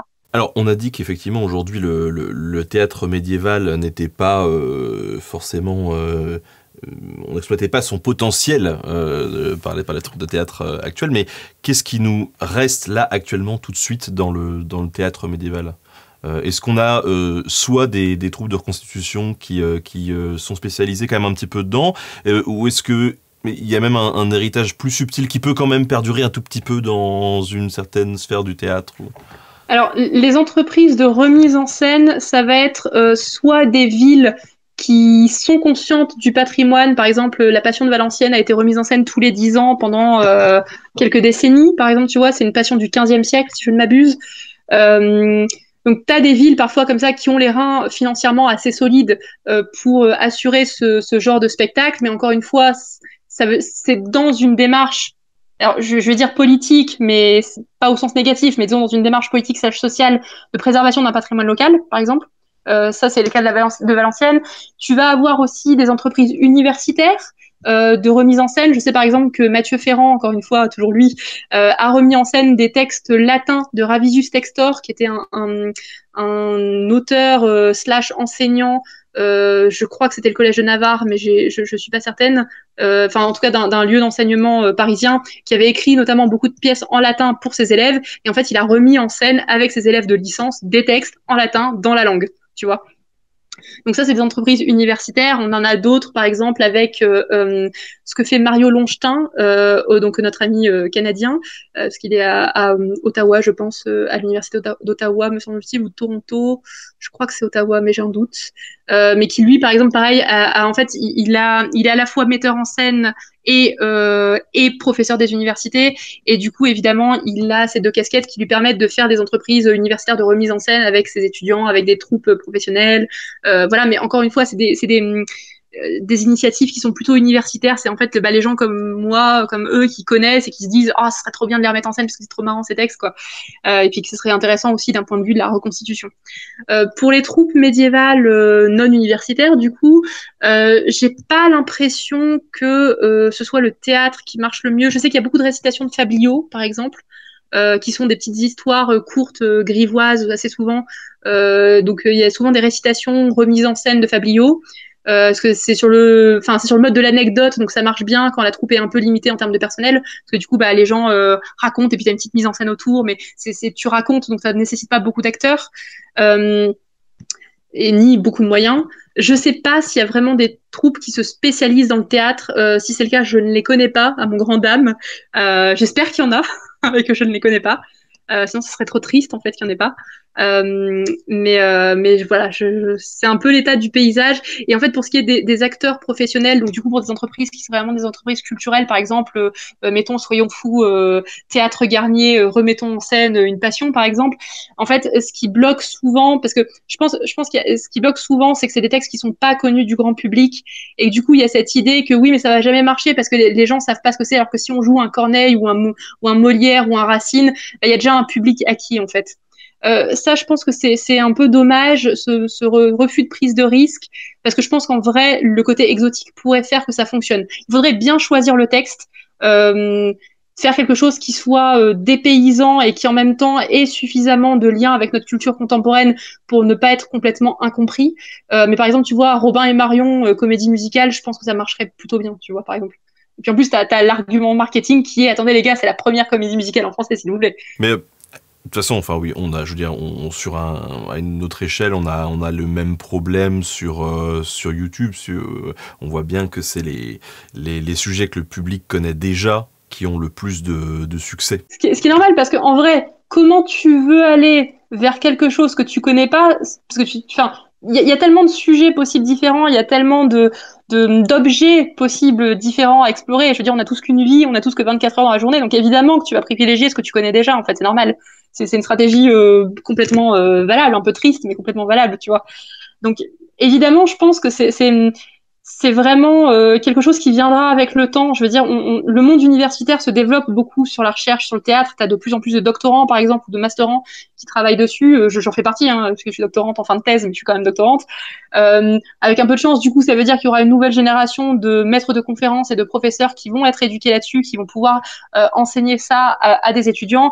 Et de fil en aiguille, comme ça, par ruissellement, eh ben, on arrivera peut-être un jour, je sais pas moi, la moralité d'argent au programme de l'éducation nationale. On peut rêver. Oui, c'est mon texte chouchou, j'avoue, voilà.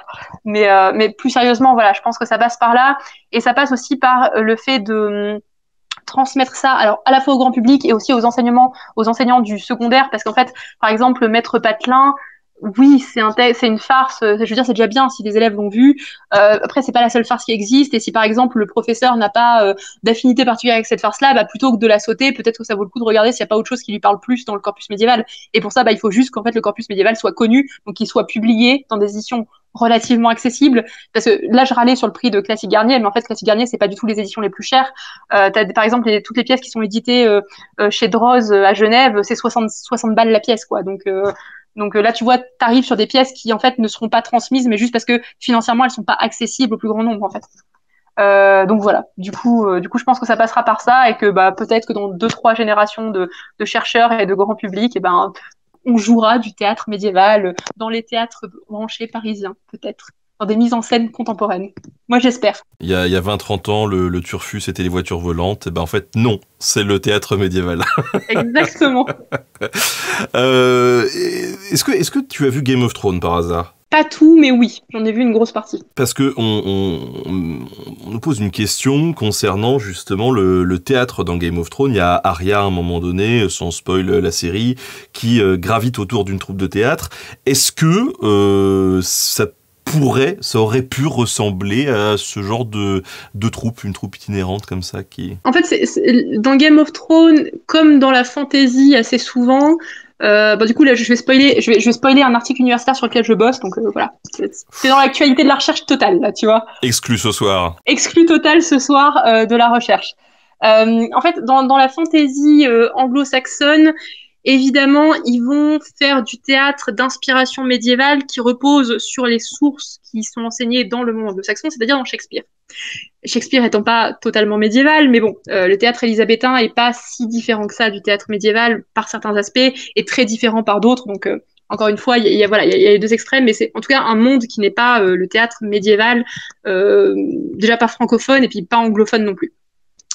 Mais dans le monde anglophone, comme il y a ce rayonnement de Shakespeare qui est quand même moins éloigné en termes de temps du théâtre médiéval que nous, par exemple Corneille, Racine, Molière, qui sont les grands noms après le théâtre médiéval, tu as quand même cette familiarité qui est plus importante.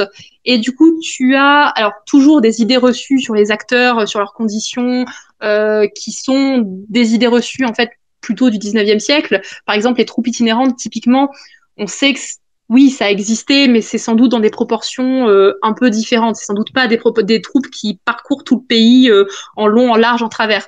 Le théâtre médiéval, ça peut circuler par ce biais-là. Il y a sans doute des troupes qui étaient itinérantes et qui couvraient des distances assez grandes, mais il est plus probable que c'était des troupes plutôt régionales qui allaient rester dans ces régions-là qu'elles connaissaient bien et qui avaient peut-être d'autres jobs à côté pour passer l'hiver, par exemple, ou la saison où les spectacles ne peuvent pas être tenus. C'est sans doute, enfin, dont les proportions sont sans doute un petit peu moindres que ce que montre ce type de représentation-là, et surtout au niveau du contenu des pièces. Donc c'est là qu'on arrive dans le spoiler sur des articles universitaires. Dans le contenu des pièces, en fait, les contenus des pièces représentées dans la fantasy. Alors je pense à The Witcher, la solution théâtrale dans The Witcher 3, voilà pour ceux qui connaissent la quête, la solution théâtrale. Ça, c'est du théâtre pas du tout d'inspiration médiévale. Je sais que le monde est médiéval fantasy, mais ça, c'est pas médiéval. Hein. Désolé, ça, c'est 17e siècle. Désolé, les gars, mais là, il y a eu un epic fail. Hein. C'est voilà, il y a eu un epic fail des scénaristes. Pour l'exemple dans Game of Thrones, c'est déjà un peu plus médiévalisant et je pense que ça pourrait correspondre un petit peu plus au genre de théâtre de couverture d'actualité.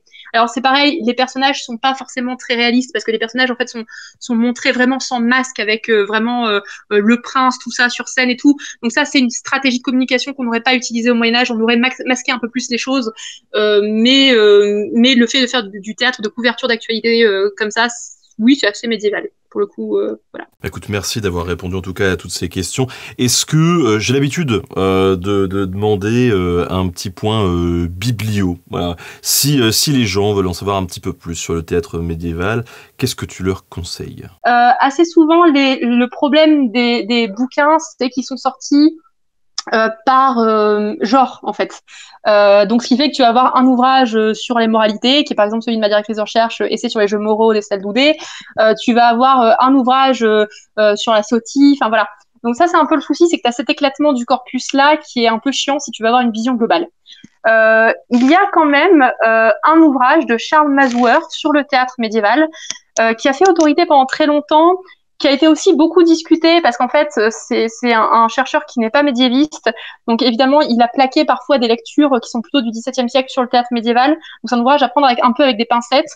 Mais c'est une base d'introduction qui est intéressante. Et qui a fait autorité encore une fois pendant très longtemps. Et surtout, maintenant, il y a une deuxième édition qui a été remise à jour avec justement toute l'actualité de la recherche depuis. Et donc, la deuxième édition est vraiment plus pertinente à mes yeux. Il y a aussi une anthologie du théâtre médiéval. Alors, j'ai pas tous les co-auteurs en tête, mais qui a notamment été co-gérée par Gabriela Paroussa. Je sais qu'il y a plusieurs co-auteurs, mais là, j'avoue, j'ai oublié les autres co-auteurs, donc pardon pour ceux que j'ai oubliés. Qui est vraiment bien faite parce qu'à chaque fois il y a des extraits du texte et puis des contextualisations, des petits mots d'introduction et tout. Donc cette anthologie là est vraiment chouette. Et puis après, bah voilà, c'est les grands ouvrages universitaires qui sont vraiment par genre. Moi, je conseillerais plutôt Mansworth ou l'anthologie, mais encore une fois, il n'y a pas grand-chose en fait à destination du grand public. Je pense qu'il faut faut que nous, les chercheurs, on se mette un coup de pied au popotin et puis qu'on écrive des ouvrages pour le grand public sur le théâtre médiéval. Voilà, qu'on écrive des histoires du théâtre francophone. Voilà, c'est la prochaine mission. Des chercheurs. Voilà, et puis pour tous ceux qui nous écoutent et qui ont une petite envie de théâtre médiéval, eh ben, foncez, faites des études là-dedans et participez à l'essor du théâtre médiéval dans les années qui viennent. Et est-ce que tu voulais rajouter un petit mot, éventuellement quelque chose qu'on n'aurait pas dit mais qui te tenait à cœur sur ce sujet ou... Ouais, je pense que j'ai tout dit. Le théâtre médiéval, c'est bien, voilà. Ouais, je trouve que c'est un beau mot de la fin. C'est un très beau mot de la fin. Merci beaucoup Marielle de nous avoir accordé ces 2 heures. C'était vraiment passionnant. Je vous souhaite à tous une très bonne soirée. Encore une fois, on espère que ça vous a plu. Merci encore Marielle. Merci à toi et merci à vous tous du coup d'avoir été présents. Et du coup, voilà, à la prochaine. Salut, ciao.